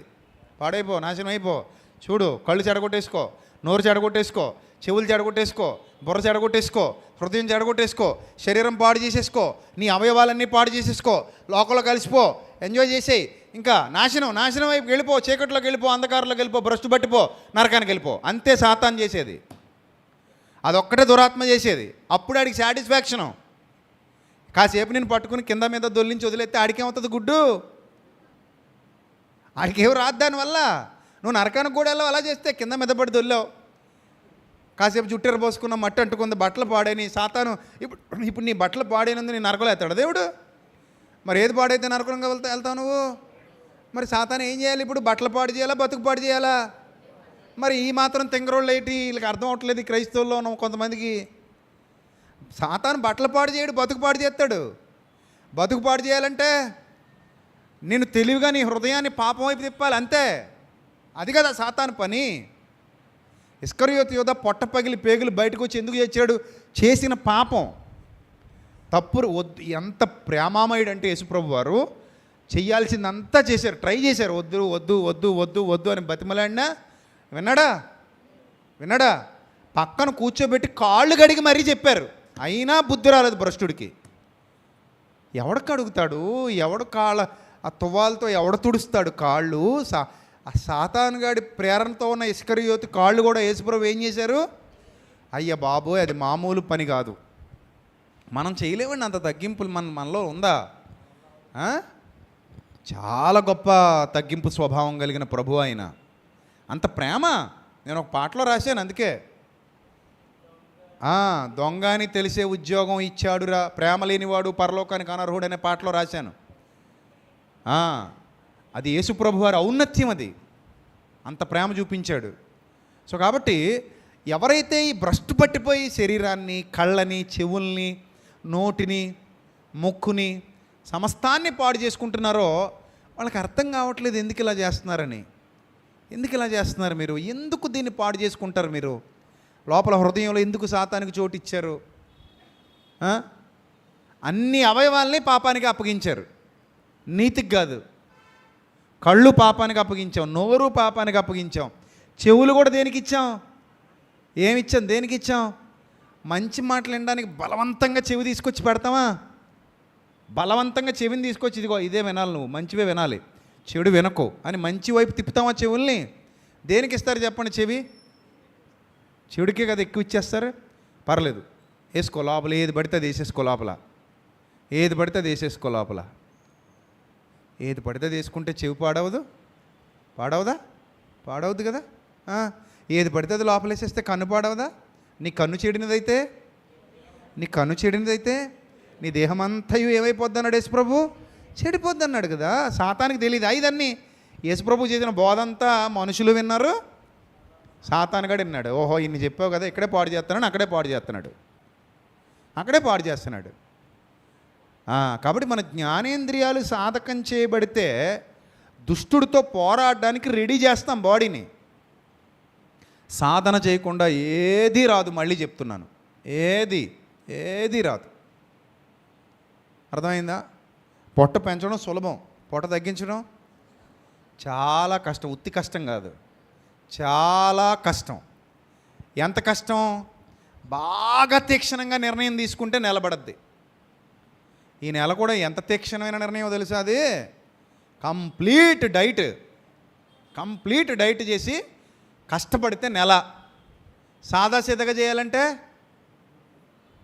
6 నెలలు పడుద్ది. 6 నెలలు పెంచడానికే 10 రోజులు చాలు. జస్ట్ 10 రోజులు ఉబ్బిపోద్దంతే పొట్ట అలాగా. దాన్ని తగ్గించడానికి ఇంకా అందుకే కొంతమంది ట్రై చేసి వదిలేశారు ఇంక దాన్ని అలాగా. బాబు నీ దారి నీదే, నా దారి నాదే, ఇంక అనవసరం నీతో నేను పెట్టుకోలేను, ఎందుకంటే నేను చేయలేను ఇంక నిన్ను అని వదిలేశారు. ఇంకా దానికి ఇంకా సమరం వచ్చేసి ఇంకా అలా ముందుకు పోతుంది. అది ఎక్కడ ఆగుద్దో తెలియదు, ఇడు ఎప్పుడు ఆగుతాడో తెలియదు, ఇంకా అది ఆగదు. కానీ దాన్ని ఆపాలంటే ఎక్కడ ఆపాలి? పొట్ట ఆపాలంటే ఎక్కడ ఆపాలి? ముందు ఇక్కడ మనం ఏమి ఆపం. బెత్తడి నాలుగు కోసం పెద్ద బొజ్జని మొత్తం శరీరాన్ని నాశనం చేసేస్తాం. మొత్తం శరీరాన్ని దేనికోసం నాశనం చేస్తున్నాం? ఒక బెత్తడు నాలుగు అంతే. అలా నమిలినప్పుడు బాగుంది టేస్ట్, ఇది దిగాక ఇంకేమీ లేదు. ఇంకా ఇక్కడ దాకానే కదా టేస్ట్. ఎక్కడ దాకా ఉంది టేస్ట్ చెప్పండి మీకు? ఇక్కడ ఉంది. ఎంతసేపు నమిలేరు? ఒక గులాబ్ జామ్ ఉందనుకుందాం, పడేసాం నోట్లో ఉండ, నవిలేసాం. నవిలేసిన తర్వాత టేస్ట్ ఎంతసేపు తెలిసింది? ఒక 2 నిమిషాలు అంతే కదా. 2 నిమిషాల తర్వాత ఇక్కడ పని అయిపోయింది, ఇది సాటిస్ఫై అయిపోయింది. ఇక్కడ నుంచి దిగింది తల్లి లోపలికి. ఇంకా లోపలికి దిగిన తర్వాత లివర్ని పట్టుకుంది, షుగర్స్ హై చేసింది, పొట్ట పాడు చేసింది, బొజ్జ వచ్చేలా చేసింది. నువ్వు ఒక గులాబ్ జామ్ తాగేంత గొప్ప పుణ్యమూర్తివా నువ్వు? ఒక దాంతో ఆగుతావా నువ్వు? అస్సలు ఆగవు. 2, 3, ఒక్కొక్కడు 10, 15 కూడా తినేవాళ్ళు ఉన్నారు దౌర్భాగ్యులు. ఇంకా అలా తినేసేసి నాశనం చేశారు కదా. కొంతమంది మళ్ళీ గొప్పగా చెప్పుకుంటారు, నేను 1 కేజీ తినేస్తాను, నేను కూర ఏదైనా గొప్ప విషయం అనుకున్నారా నాయన? సిగ్గులేకుండా చెప్పుకున్నాం, నేను 1 కేజీ జిలేబీ తినేస్తాను బ్రదర్, నేను 1/2 కేజీ అది తినేస్తాను బ్రదర్, నేను కేజీ మైసూర్ పాక్ తినేస్తాను బ్రదర్, అంటే తొందరగా చచ్చిపోతాను బ్రదర్ అని చెప్తున్నావు అంతే. నువ్వు అంతంత తినేస్తే ఆ షుగర్స్ అసలు మంచివే కావు, బాడీకి అసలు మంచివి తింటావు. సరే తిను. ఈ ఒక్క 4 రుచి కోసం మొత్తం వ్యవస్థను ఏం చేసావు? తగలెట్టేసావు, మొత్తం పోయింది. ఇంకా నీకు అత్యంత ప్రమాదకరమైనది చక్కెర. దాన్ని ఎంత తీసుకుంటే అంత నాశనం. నిజం, ఇది పచ్చి నిజం. చక్కెర ఎంత తీసుకుంటావో అంత నాశనం చేసేస్తుంది బాడీని. తీసుకో, పోయింది. ఇంకా ఇప్పుడు మొత్తం నాశనం అయిపోయాక దేవుడి దగ్గరికి వచ్చేయండి, ప్రార్థన చేయండి. ఏం చేయాలి? ఇంకో బత్త చక్కెర తినేమనా? రంగురంగులు వేసిన స్వీట్లన్నీ తినేమనా? ప్రార్థన చేయండి బ్రదర్. ఏమైంది బ్రదర్? ఒంట్లో బాగాలేదు బ్రదర్. ఏం బ్రదర్? దీని మాట విన్నాను బ్రదర్, దీని మాట వింటే మొత్తం వ్యవస్థను నాశనం చేసేసింది బ్రదర్, అందుకని ఒంట్లో బాగాలేదు బ్రదర్ కదా. సో కాబట్టి మన అవయవాలు ఎంత పాడు చేసుకుంటామో అంతా పాడు చేసేసుకుని, సరే పొట్టొచ్చింది, ఒంట్లో కొలెస్ట్రాల్ పెరిగింది, ముసలైపోయాం, ఆరోగ్యం సహకరించలేదు, చచ్చిపోయాం, అది పోనేమండి, పోయింది, వదిలేయండి. ఇది ఓకే, ఎలాగ పోద్ది? ఒక 80 ఏళ్ళకి చచ్చిపోవాల్సిందని 50 ఏళ్ళకి చచ్చిపోయావు అంతే కదా. సరేలే వదిలేద్దాం, పోనీ. కానీ మరి అంతరంగం గురించి మాట్లాడుకుంటే ఆత్మీయ స్థితి పరిస్థితి ఏంటి? ఆత్మీయ స్థితి పరిస్థితి ఏంటి అంటున్నాను నేను. ఆత్మీయ స్థితిని కూడా అలాగే వదిలేద్దామా? No no no no no. శరీరం పోయినా నష్టం లేదు, కానీ ఆత్మీయంగా చనిపోతే తిరిగి బ్రతికే అవకాశం లేదు. అందుకే రోమాపత్రికలో ఎంత స్పష్టంగా చెప్పాడంటే, రోమాపత్రికలో మీరు బైబిల్ సరిగ్గా చదివితే రోమాపత్రికలో వీటికి సంబంధించి చాలా లోతైన విషయాలు వ్రాయబడ్డాయి. రోమాపత్రిక 6వ అధ్యాయము 12వ వచనం నుంచి జాగ్రత్తగా చూడండి.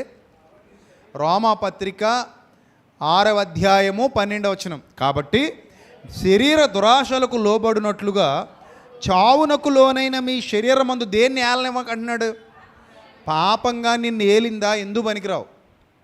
నిన్ను పాపం ఏలకూడదు నిన్ను. నీ శరీరానికి పాపమే రాజు అయితే, పాపమనే రాజు క్రింద నువ్వు బానిసగా బతుకుతుంటే నీ ఆత్మీయ స్థితి చాలా దారుణంగా ఉంటుంది. దురాత్మని నేలుబడి చేస్తుందని అర్థం.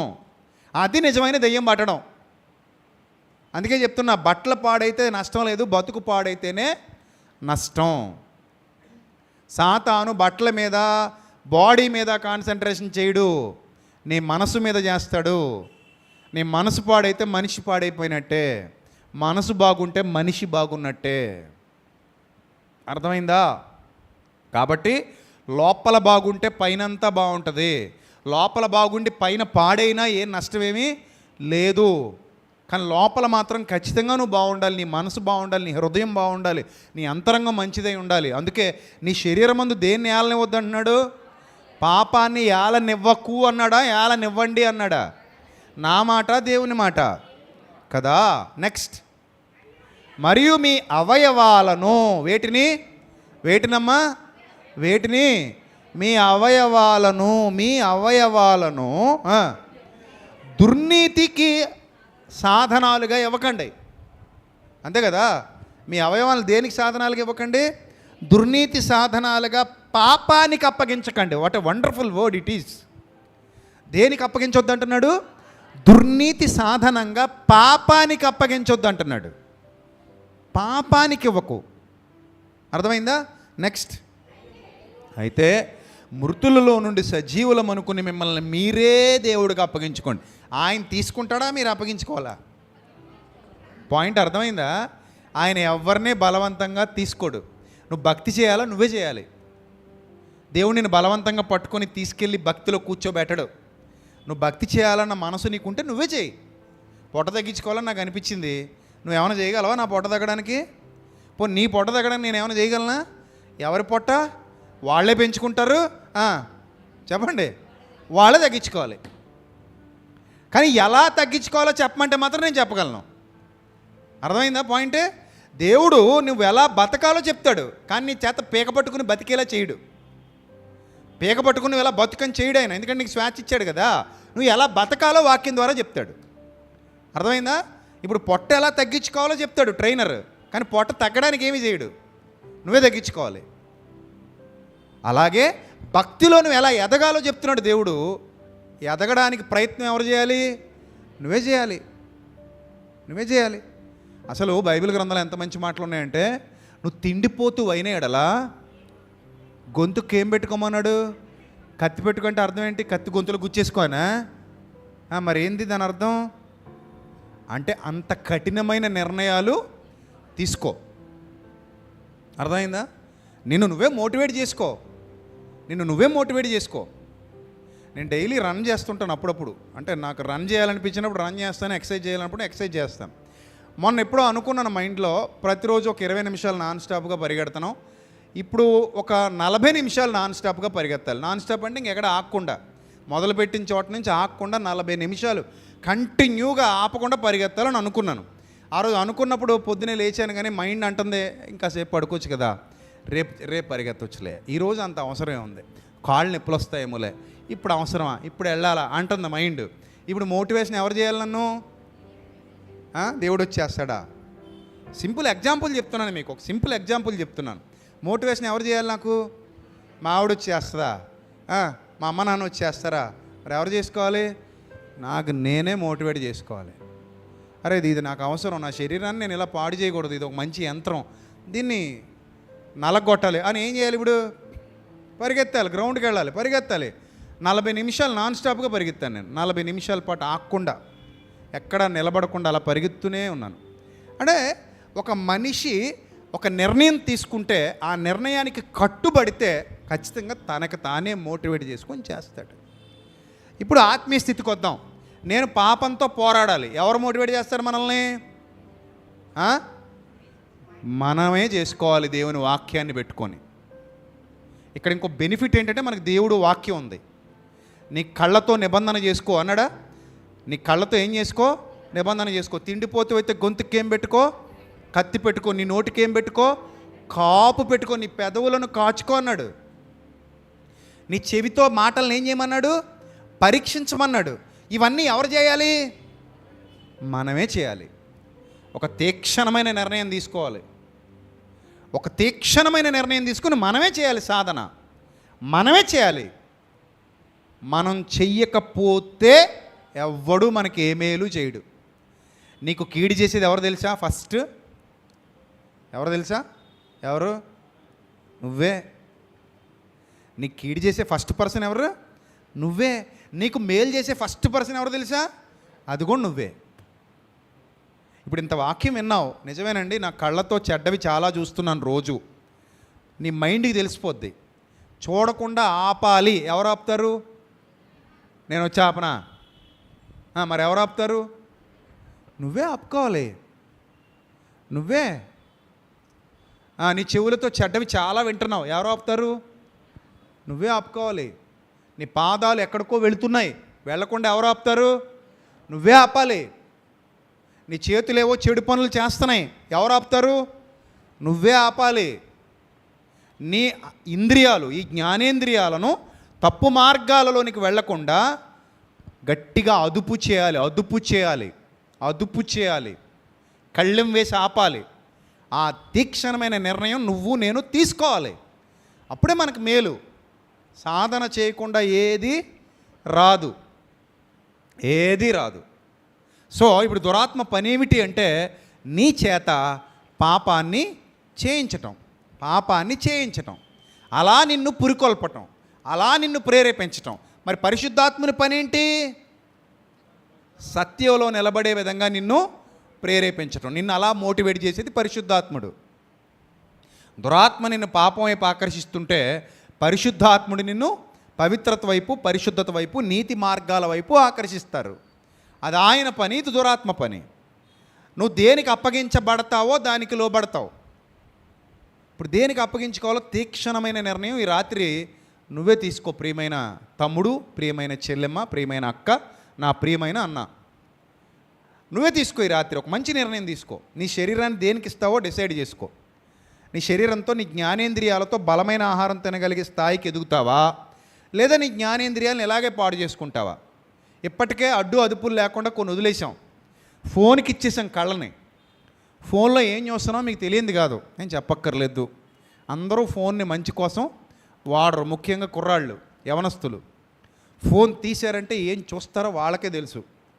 నాన్న, అవునా కదా? యవనస్తులు, వాళ్ళకి తెలుసు వాళ్ళు ఏం చూస్తారో. యవనస్తురాళ్ళు, వాళ్ళకి తెలుసు వాళ్ళు ఏం చూస్తారో. ఫోన్లు చాలా చాలా చాలా తప్పు మార్గం వైపుకి నడిపిస్తున్నాయి కొంతమందిని. అంటే అలాగ అయిపోయారు వాళ్ళు. అవునా? ఇప్పుడు నాకు ఫోన్ ఉంది, నేను మంచి కోసం వాడుకుంటాను. ఫోన్ మంచి కోసం వాడుకోవచ్చా? అవుతుందా అవదా? అరే ఎందుకు అవదు? నోటితో మంచి మాటలు మాట్లాడొచ్చా? బూతు మాటలు మాట్లాడొచ్చా? రెండింటికి ఒకే నోరు వాడొచ్చా? వాడొచ్చుగా. దీంతో చెడ్డవి వినొచ్చా? మంచివి కూడా వినొచ్చా? రెండింటికి ఒకే చెవి వాడొచ్చా? వాడొచ్చు. దీంతో మంచివి చూడొచ్చా? చెడ్డవి కూడా చూడొచ్చా? రెండింటికి ఒకే కన్ను వాడొచ్చా? వాడొచ్చు. ఈ చర్మంతో మంచి స్పర్శ పొందొచ్చు, చెడ్డ స్పర్శ పొందొచ్చు. ఇందాక చెప్పాను కదా బస్సులో పనికిమాలిన పనులు చేసే వాళ్ళ గురించి. చెడ్డ స్పర్శ పొందొచ్చు, మంచి స్పర్శ పొందొచ్చు. దేనికైనా వాడాల్సింది నీ నిర్ణయమే. ఈ శరీరాన్ని సజీవయాగంగా దేవునికి ఇస్తావా, లేక ఈ శరీరాన్ని సాతానికి ఇస్తావా? నిర్ణయం నీదే. నిర్ణయం నీదే. ఏదో రోజు చావు పడక మీదకి వెళ్తావు. పెట్టులో పెడతారో పాడి కడతారో తెలీదు. ఆ రోజు నీ శరీరాన్ని పడుకోబెడతారు. మనుషులు ఎవరు నీ శరీరానికి ముద్రయ్యరు, టిక్ పెట్టరు, కానీ దేవుడు పెడతాడు. ఫుడ్ కార్పొరేషన్కి చాలా ధాన్యాలు వెళ్తాయి, కానీ అక్కడ ఒక అధికారి ఉంటాడు. ఏది క్వాలిటీ సరుకు, ఏది పనికిమాలిన సరుకు అక్కడ తనిఖీ చేస్తారు. దేని గాదిలో పెట్టాలి, దేని బయటికి పంపించేయాలి, తనిఖీ అక్కడ జరుగుద్ది. అలాగే నీ శరీరానికి టిక్ పెట్టాలంటే ఎవరు పెట్టాలి? దేవుడు పెట్టాలి. ఇది దేవుని కొరకు బ్రతికిన దేహం. ఈ అవయవాలు నీతి సాధనాలుగా దేవునికి అప్పగింపబడ్డాయి. ఈ అవయవాలు దుర్నీతి సాధనాలుగా వాడబడ్డాయి.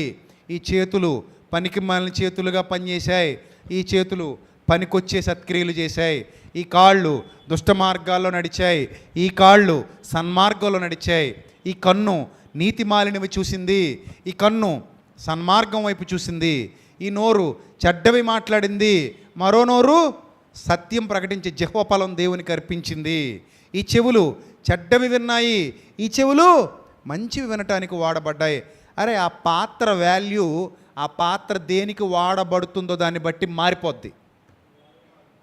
అర్థమవుతుందా? పాత్ర వాల్యూ దేనికి వాడుతున్నామో దాన్ని బట్టి ఏమైపోద్ది? మారిపోద్ది. ఒక కంచం తీసుకోండి, ఆ కంచంలో కుక్క కన్నం పెట్టండి, దాని వాల్యూ అదే.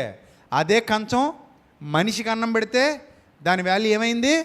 కొంచెం పెరిగింది. ఇదే కంచాన్ని దేవుని పనిలో వాడడానికి ఎక్కడో దేవుని సన్నిధిలో పెట్టామనుకో, దాని వాల్యూ ఇంకా ఏమైంది? ఇంకా పెరిగింది. అంటే ఒకే కంచం మూడు విధాలుగా ఉపయోగపడుతుంది. ఒక చోట దేవుని సన్నిధిలో వాడినప్పుడు దాని వాల్యూ పెరిగింది. ఇప్పుడు మళ్ళీ ఒక మనిషికి అన్నం పెట్టినప్పుడు దాని వాల్యూ కొంత ఉంది.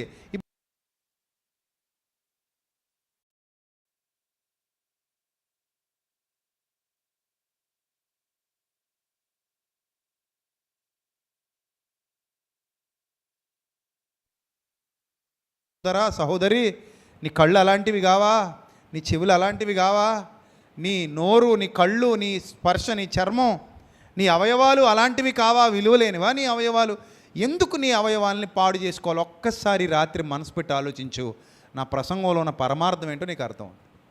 నీ బాడీని ఎలా వాడుకోవాలన్నా నీ ఇష్టమే. పాడు చేసుకుంటావా నీ ఇష్టం, మంచిగా వాడతావా నీ ఇష్టం.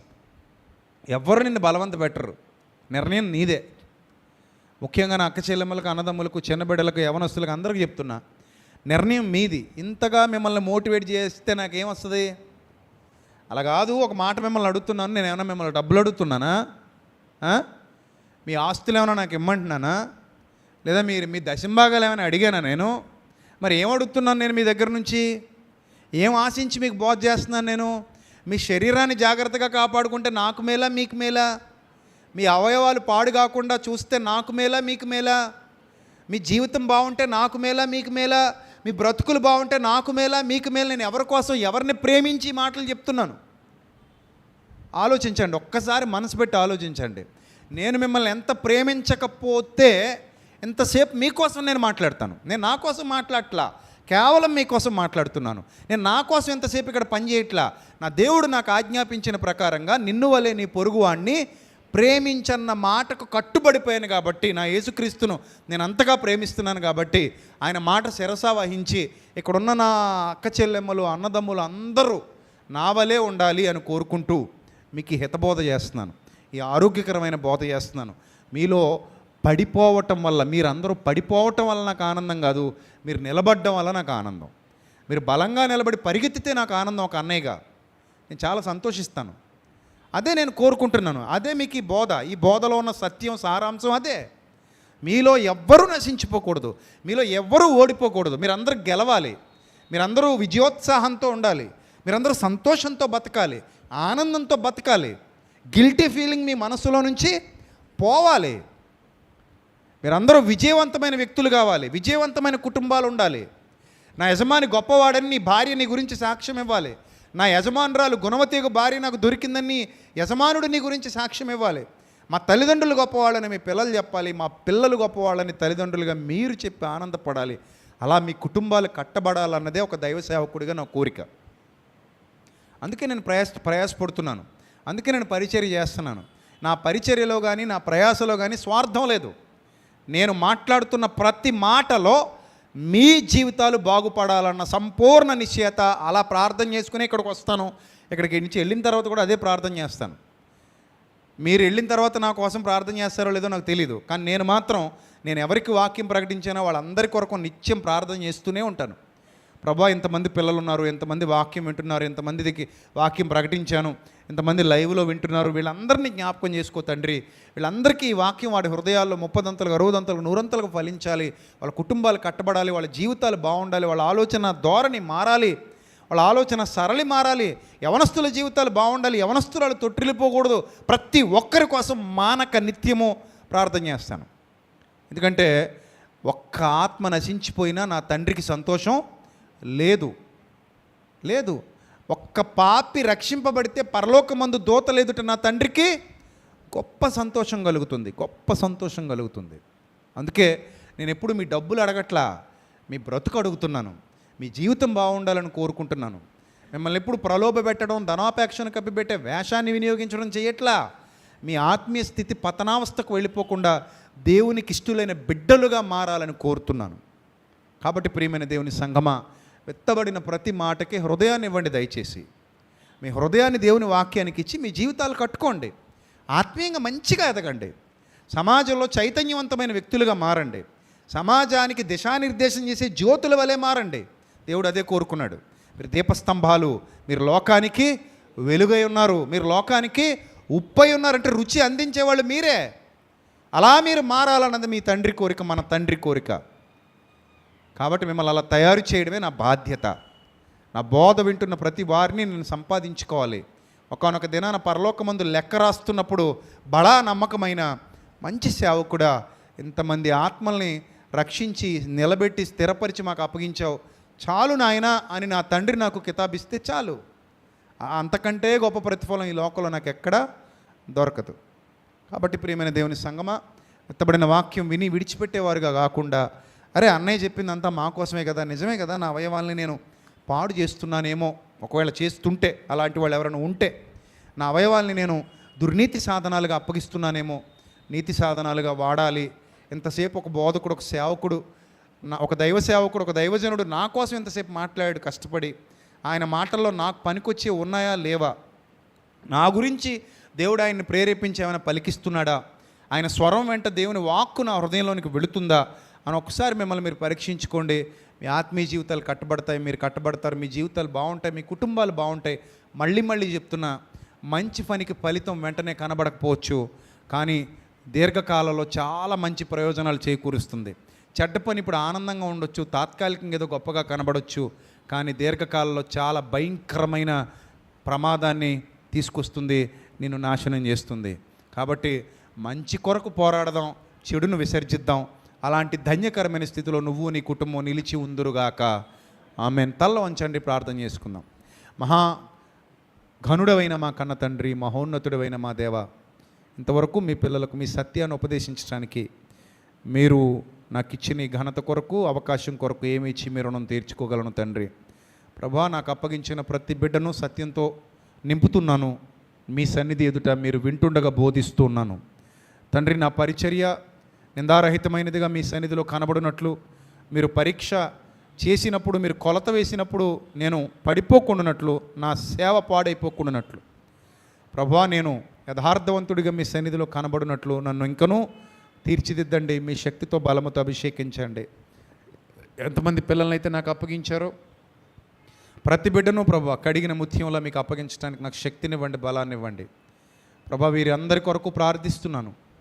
వారి శరీరంలో దుష్టుడు పని చేయకుండా, దురాత్మ పని చేయకుండా కాపాడండి తండ్రి. ప్రతి కుటుంబం బాగుండాలి, ప్రతి కుటుంబ సభ్యులు బాగుండాలి, వారి పిల్లలు బాగుండాలి, వారి జీవితాలు ఆశీర్వాదకరంగా ఉండాలి, అనేకులకు దీవెనకరంగా మీ పిల్లలు ఉండాలి. వారు ప్రతి ప్రయత్నంలో సఫలీకృతులు కావాలి, ప్రతి పనిలో విజయాన్ని పొందుకోవాలి. అలాంటి ధన్యత పిల్లలందరికీ దయచేయండి. మీ శక్తితో నింపండి, మీ బలముతో నింపండి, మీ అభిషేకాన్ని బిడ్డలకు దయచేయండి, మీ ఆత్మతో నడిపించండి ప్రభా. ఇక్కడ ఉన్న సంఘాన్ని దీవించండి, సంఘ బిడ్డలందరినీ దీవించండి, సంఘంలో పరిచర్య చేస్తున్న బిడ్డలను దీవించండి, సంఘానికి సహకారులుగా నిలబడిన బిడ్డలను దీవించండి, సువార్త పనులు సహకారులుగా నిలబడినటువంటి కుటుంబాలను ఆశీర్వదించండి. ఇంకనూ అనేకులకు సత్యాన్ని వ్యాపింప చేయడానికి సహాయం దయచేయమని ఘనత, మహిమ, ప్రభావములు మీకు మాత్రమే ఆరోపిస్తూ మీ చిత్తం యొక్క సంపూర్ణతలు మమ్మల్ని అందరినీ నిలువబెట్టమని వేడుకుంటూ, పరీక్షలు రాస్తున్న విద్యార్థులకు తోడుగా ఉండమని, అస్వస్థతతో ప్రభావ వేదనతో బాధపడుతున్న బిడ్డలకు సంపూర్ణ స్వస్థత అనుగ్రహించి నిలబెట్టమని, ఎవరైతే చీకటిలో, శోధనలో, వ్యాధి బాధలలో ఇబ్బందులు ఎదుర్కొంటున్న వారందరికీ మీ కాపుదలను అనుగ్రహించమని ఘనత, మహిమ, ప్రభావములు మీకు మాత్రమే ఆరోపిస్తూ మా కొరకు రానయ్యున్న ప్రభు అయిన క్రీస్తు పేరిట ఈ ప్రార్థన మనవులు సమర్పించి మీ వద్ద నుండి తిరిగి పరలోకపు జవాబు పొందుకుంటున్నాం మా కన్న తండ్రి. ఆమెన్. అందరికీ వందనాలు. May Lord bless you all, love you all. దేవుడు మిమ్మల్ని, మీ కుటుంబాన్ని బహుగా దీవించి ఆశీర్వదించునుగాక. Amen. Thank you.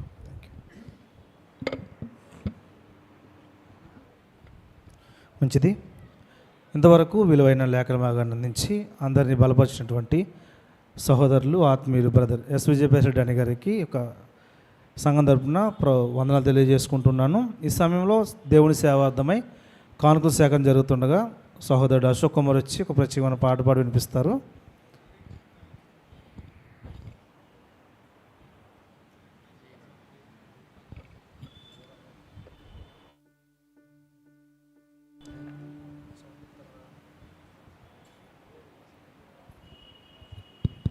Hello hello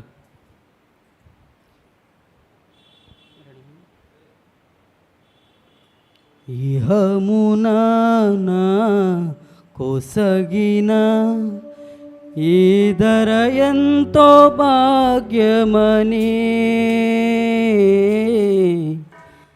తలచితినే భ్రమచితి అంతయు నాకు సొంతమని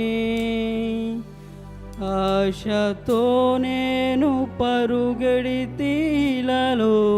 చెలిమికై ప్రతి హృదయం స్వార్థమయే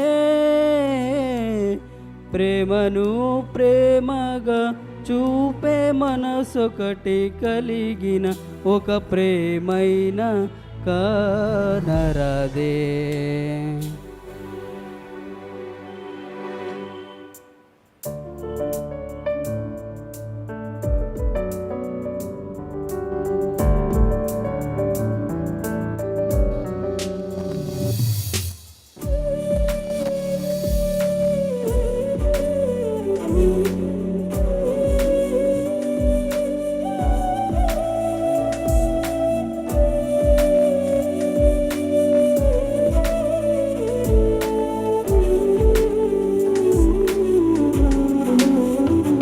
నీవే ఆశ, నీవే శ్వాస, నీవే ధ్యాస యేసువా, నీవే ప్రాణం, నీవే గానం, నీవే ధ్యానం నేస్తమా.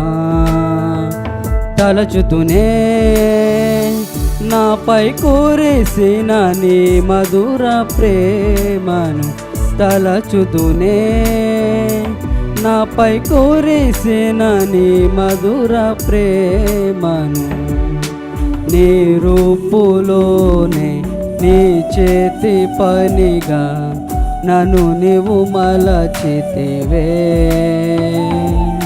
నీ శ్వాసతోనే నీ మహిమ కొరకై నన్ను సృజించితివే. నీవే ఆశ, నీవే శ్వాస, నీవే ధ్యాస యేసువా, నీవే ప్రాణం, నీవే జ్ఞానం, నీవే ధ్యానం నేస్తమా.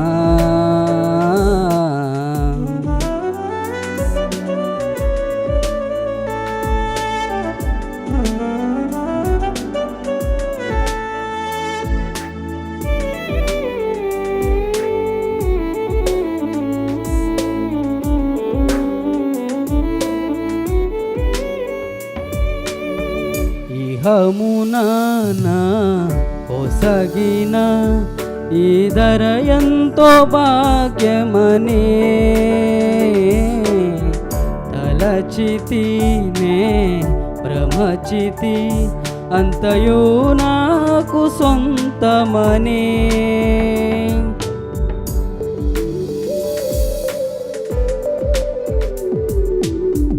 ఇహమునా కొసగిన ఈ ధర ఎంతో భాగ్యమని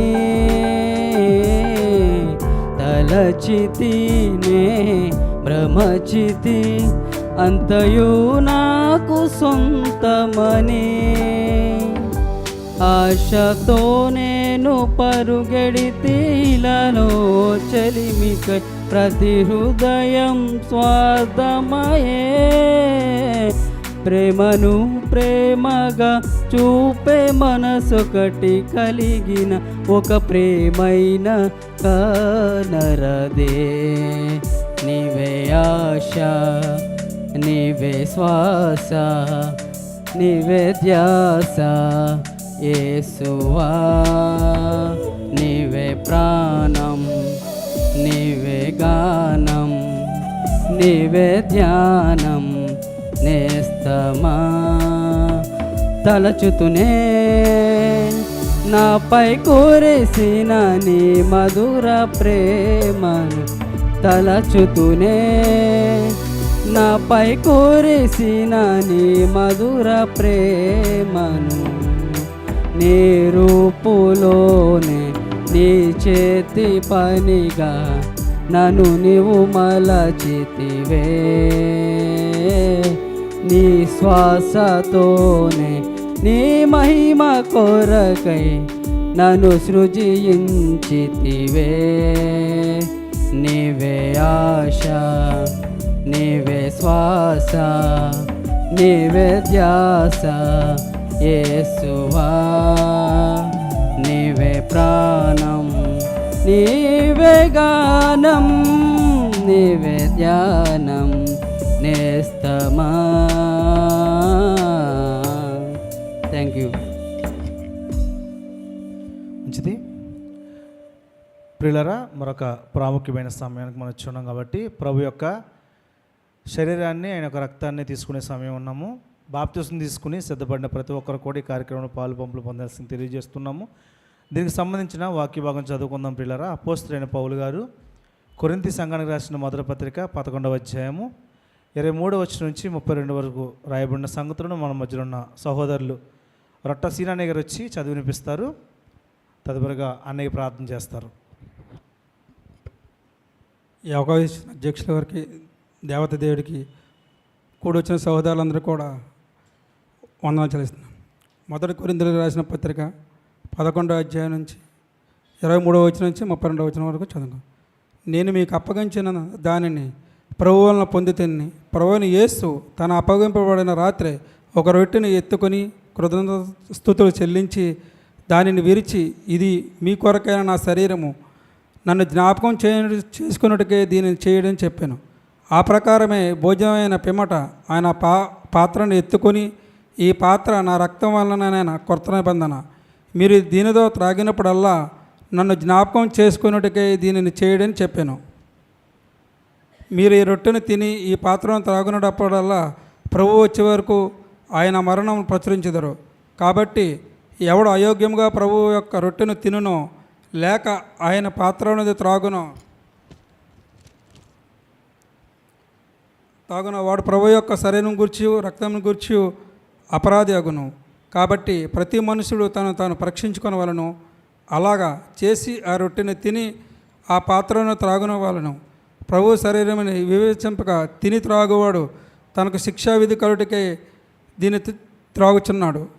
ఇందువలనే మీలో అనేకులు బలహీనులు, రోగులై ఉన్నారు, చాలామంది నిద్రించున్నారు. అయితే మనల్ని మనమే విమర్శించుకుని ఎడల తీర్పు పొందకపోదుము.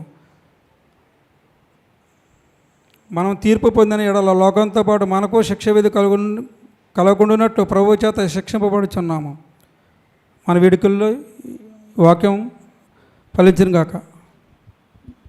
చక్కగా వాక్యపాఠం చదివించిన అన్నయ్య గారికి ప్రభుపేట ఉందని ఈ సమయంలో మరి రొట్టె ద్రాక్షరసం నిమిత్తము మన అన్నయ్య గారు ప్రార్థన చేస్తారు. సిద్ధపడిన ప్రతి ఒక్కరూ ప్రార్థనలో పాల్గొవాల్సింది తెలియజేస్తారు. ప్రార్థన చేద్దాం. విశ్వాసులైన దేవుని పిల్లలందరూ తప్పకుండా ప్రార్థనలో ఏకీభవించండి. ఈ కార్యక్రమంలో పాల్గొంటున్న వాళ్ళందరూ మరొకసారి మీ అందరికీ గుర్తు చేస్తున్నాను. రొట్టె ద్రాక్షరసం తీసుకోవడం ద్వారా మన యొక్క యోగ్యత ప్రత్యక్షపరచబడుతోంది. క్రీస్తు సిలువేయబడ్డారు మనందరి కొరకు. ఆయన గొప్ప బలియాగం జరిగించి విమోచన మనందరికీ అనుగ్రహించారు. దానికి ప్రతిగా మనం ఏం చేస్తున్నాం అంటే ఆయన యొక్క సత్య సువార్తను అనేకులకు ప్రకటిస్తున్నాం. అందుకే సువార్త ప్రకటించవలసిన భారము మా మీద మోపబడి ఉన్నది. అయ్యో సువార్తను ప్రకటింపకపోయిన ఎడల నాకు శ్రమ అన్నాడు. గనుక దేవుని పనికి పరిచర్యకు నేను సహకరిస్తున్నాను అనే భరోసా మనకు యోగ్యతను కల్పిస్తోంది. నా ద్వారా సత్యం ప్రకటింపబడుతోంది. నేను పంపిస్తున్నాను, ప్రకటింపజేస్తున్నాను, ప్రకటించే వారికి తోడ్పాటును సహకారాన్ని అందిస్తున్నాను. దేవుని పనిలో నేను కూడా ఒక పనికొచ్చే పాత్రగా ఉన్నాను అని ఎవరైతే తమ హృదయాలలో నిశ్చయత కలిగి జీవిస్తున్నారో వారందరూ దేవుని యొక్క మార్గాలను వెతుకుతూ ఈ యోగ్యత కలిగిన వారై ఉన్నారు అనేది ఇక్కడ సత్యం. గనుక ప్రతి ఒక్కరూ దేవుని యొక్క భారాన్ని అనగా సిలువ భారాన్ని మోయవలసిన వారై ఉన్నారు. అయ్యో సువార్తను ప్రకటింపకపోయిన ఎడల నాకు శ్రమ. ఇదిగో నా కాడి ఎత్తుకొని నా యొద్ద నేర్చుకొనుడి, నా కాడి ఎత్తుకోండి అన్నాడు ప్రభువు. కనుక మనం మరణించిన తర్వాత మన పని ఉండదు, మన బ్రతుకు ఉండదు, మన జీవితం ఉండదు. మరణించక మునుపు మనం చేయాల్సిన పనిని మనకు బాధ్యతగా ఇచ్చిందే నా రక్తము వలనైన ఈ క్రొత్త నిబంధన అన్నాడు ప్రభు. కనుక ఆ నిబంధనకు మీరు అందరూ వారసులు. తలలు వంచండి, ప్రార్థన చేసుకుందాం. మహాపరిశుద్ధుడు అయిన మా కన్న తండ్రి, మహోన్నతుడ, దయగల దేవ, కృపగల ప్రభువ, మీ కుమారుడైన క్రీస్తు మరణమును ప్రచురించుటకు మేమందరము సిద్ధపడి ఉన్నాం. ఆయన మరణమును ప్రచురించుదురు అని మేము లేఖనాల్లో చదువుకున్నట్టుగా ప్రభా, నిత్యము మేము ఆయన సన్నిధి కాంతిలో వాడబడుతూ ఆయన చిత్తాన్ని జరిగిస్తూ నిత్య నూతనమైన జీవితానికి అడుగులు వేస్తూ ప్రభా, మీ నామ మహిమార్థమై ప్రభావితం చేయటానికి, అనేకుల్ని సంపాదించడానికి ప్రభా, మా యొక్క ధన మాన ప్రాణాలన్నిటినీ మీ యొక్క సన్నిధి కాంతిలో ఖర్చు చేయడానికి మాకు శక్తినివ్వండి, బలాన్నివ్వండి. సువార్తకు సహకారులుగా నిలబడిన కుటుంబాలను దీవించండి. సువార్త పని కొరకు సంసిద్ధులుగా ఉన్న బిడ్డలను దీవించండి, ఆశీర్వదించండి. అనేక మందికి దీవెనకరంగా ప్రభు ఈ మినిస్ట్రీ కొరకు ప్రభా సహాయపడుతున్న బిడ్డలను కూడా దీవించండి, ఆశీర్వదించండి. ప్రభా యొక్క పవిత్ర కార్యంలో పాలిభాగస్తులుగా ఉన్న బిడ్డలందరినీ మీరు బలపరచమని, స్థిరపరచమని, ముందుకు నడిపించమని యేసుక్రీస్తు నామల్ని ప్రార్థన మనవులు సమర్పించి మీ వద్ద నుండి జవాబు పొందుకుంటున్నాం మా కన్న తండ్రి. ఆమెన్. ఆమెన్.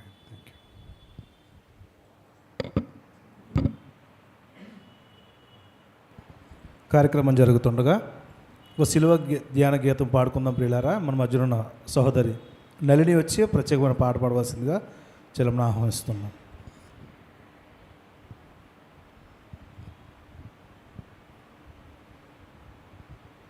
చేరువచ్చిన ఆత్మీయ సహోదరులందరికీ నా హృదయపూర్వక వందనాలండి.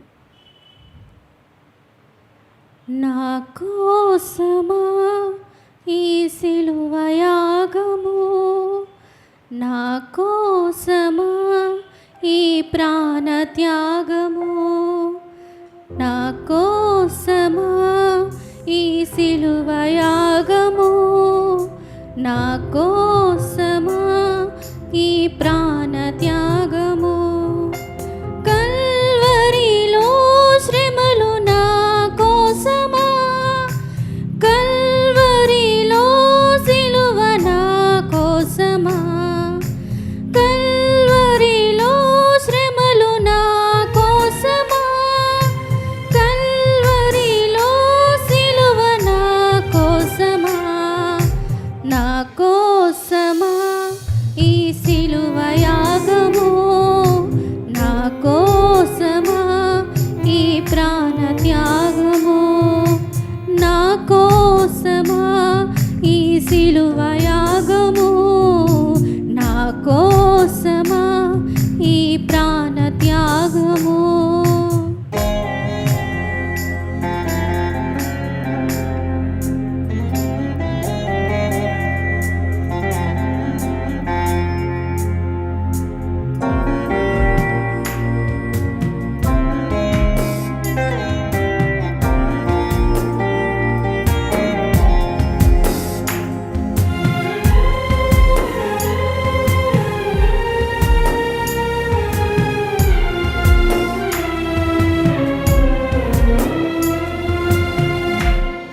నా చేతులు చేసిన పాపానికై, నా పాదాలు నడచిన వంకర త్రోవలకై, నా చేతులు చేసిన పాపానికై, నా పాదాలు నడచిన వంకర త్రోవలకై, నీ చేతులలో నీ పాదాలలో, నీ చేతులలో నీ పాదాలలో మేకులు గుచ్చినారే, నీ చేతులలో నీ పాదాలలో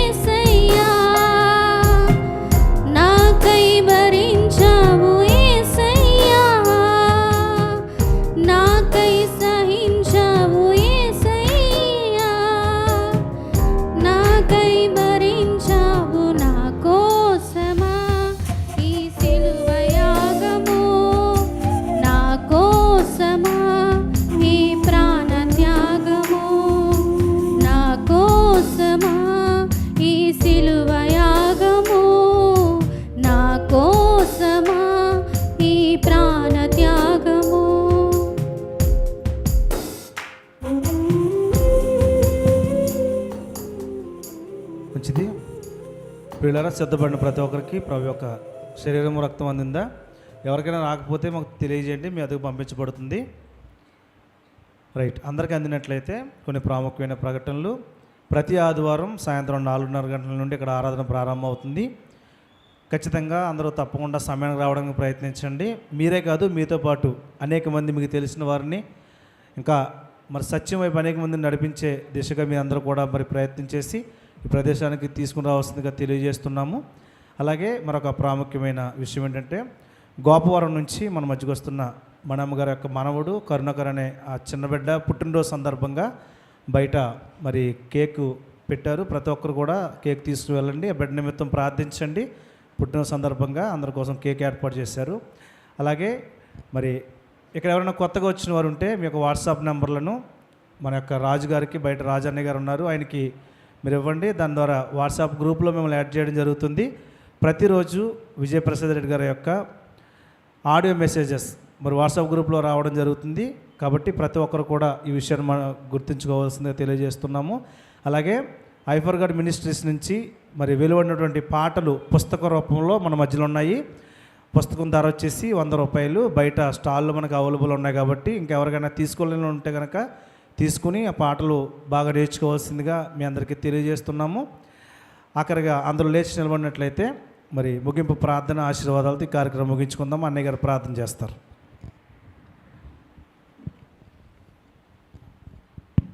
ప్రార్థన చేసుకుందాం. అందరూ తలలో వంచి ప్రార్థనలు ఏకీభవించండి, ప్రార్థిద్దాం. మహాపరిశుద్ధుడైన మా కన్న తండ్రి, మహోన్నతుడ, దయగల దేవ, కృపగల ప్రభువ, మీ పవిత్ర నామానికి స్తుతులు స్తోత్రాలు చెల్లిస్తున్నాం. తండ్రి, మీ పిల్లలను బలపరిచి, మీ కృపలో భద్రపరిచి, మీ సత్యంతో సంధించి ప్రభువా, వెత్తబడిన వాక్యం దుష్టుడెత్తుకుని పోకుండా కాపాడుకోగలిగే శక్తినిచ్చి, మీ యొక్క ఆలోచన చేత స్థిరులుగా కదలని వారుగా, మీ కార్యాభివృద్ధి ఎందుకు కొనసాగేవారిగా, సాధకము చేయబడిన జ్ఞానేంద్రియములు గలవారిగా మీ పిల్లలు ఉండడానికి నిత్యము సహాయం దయచేయండి. వారు ఇప్పుడు మరలా లోకంలోకి వెళుతున్నారు, మరలా 6 రోజులు లోకంలో ఉంటారు. మరలా ఆదివారం మేమందరం ఆత్మతో సత్యంతో మళ్ళీ ఆరాధించడానికి, సత్యాన్ని నేర్చుకొని ఇక్కడ కూడి ఉన్నంత వరకు కూడా మీ దూతల కాపుదల బిడ్డలకు దయచేయండి. వారి ప్రతి ప్రయత్నాన్ని దీవించండి, ఆశీర్వదించండి. పరీక్షలు రాస్తున్న విద్యార్థులకు సహాయం ఇవ్వండి, జ్ఞానం దయచేయండి, వివేకం దయచేయండి. వారు చదివింది గుర్తు రావడానికి సహాయం దయచేయండి తండ్రి. అలాగే వ్యాధి బాధల చేత శోధింపబడుతున్న బిడ్డలను జ్ఞాపకం చేసుకోండి. మీ కృపా కనికరం వారికి తోడుగా ఉంచండి. ఇంకా రాజమండ్రి పట్టణంలో అనేక మందికి దీవెనకరంగా మా సంఘాన్ని మార్చమని, సంఘ బిడ్డలందరినీ, పరిచర్యలో వాడబడుతున్న బిడ్డలందరినీ, పరిచర్యకు సహకరిస్తున్న బిడ్డలందరినీ కూడా దీవించి ఆశీర్వదించమని వేడుకుంటున్నాం. అలాగే ఈ పరిచర్యకు తండ్రి స్వచ్ఛందంగా ఎలాంటి బలవంతం లేకుండా కానుకలు సమర్పించిన బిడ్డల్ని జ్ఞాపకం చేసుకోండి. ప్రతి రూపాయి మీ సేవార్థమే వినియోగించుకోండి, మీ సేవలో మాత్రమే వాడుకోండి తండ్రి. ఆ సహాయం చేసిన బిడ్డలకు రెట్టింపు దీవెన ఆశీర్వాదాలు దయచేయండి. వారి ప్రతి పనిలో తోడుగా నడిపించమని, మరలా మేమందరం కలిసి మిమ్మల్ని ఆరాధించి పర్యంతం మీ కాపుదల మాకు ఇవ్వమని, ఘనత, మహిమ, ప్రభావములు మీకు మాత్రమే ఆరోపిస్తూ మీ యొక్క కృపా కనికరం బిడ్డలందరికీ తోడుగా ఉంచి సంపూర్ణ స్వస్థత, విడుదల బిడ్డలకు దయచేయమని వేడుకుంటూ, మా కొరకు రానే ఉన్న ప్రభు అయిన క్రీస్తు పేరిట ఈ ప్రార్థన మనవులు సమర్పించి మీ వద్ద నుండి తిరిగి పరలోకపు జవాబు పొందుకుంటున్నాం మా కన్న తండ్రి. ఆమెన్. మన తండ్రి అయిన దేవుని ప్రేమ, కుమారుడు మన రక్షకుడైన క్రీస్తు యేసు వారి శాశ్వతమైన కృప, మనందరి ఆదరణకర్త అయిన పరిశుద్ధాత్మని అన్యోన్య సహవాసం కూడిన మనకు, లోకంలో ఆయనను ప్రేమిస్తూ ఆయన కొరకు యథార్థంగా బ్రతుకుతున్న ప్రియులకు పిల్లలందరికీ ఇప్పుడు ఎల్లప్పుడూ సదాకాలము తోడై నడిపించునుగాక. ఆమెన్. అందరికి వందనాలు. May Lord bless you all, love you all. దేవుడు మిమ్మల్ని, మీ కుటుంబాలను బహుగా దీవించి ఆశీర్వదించునుగాక. క్షేమంగా వెళ్ళండి. God bless you. Thank you.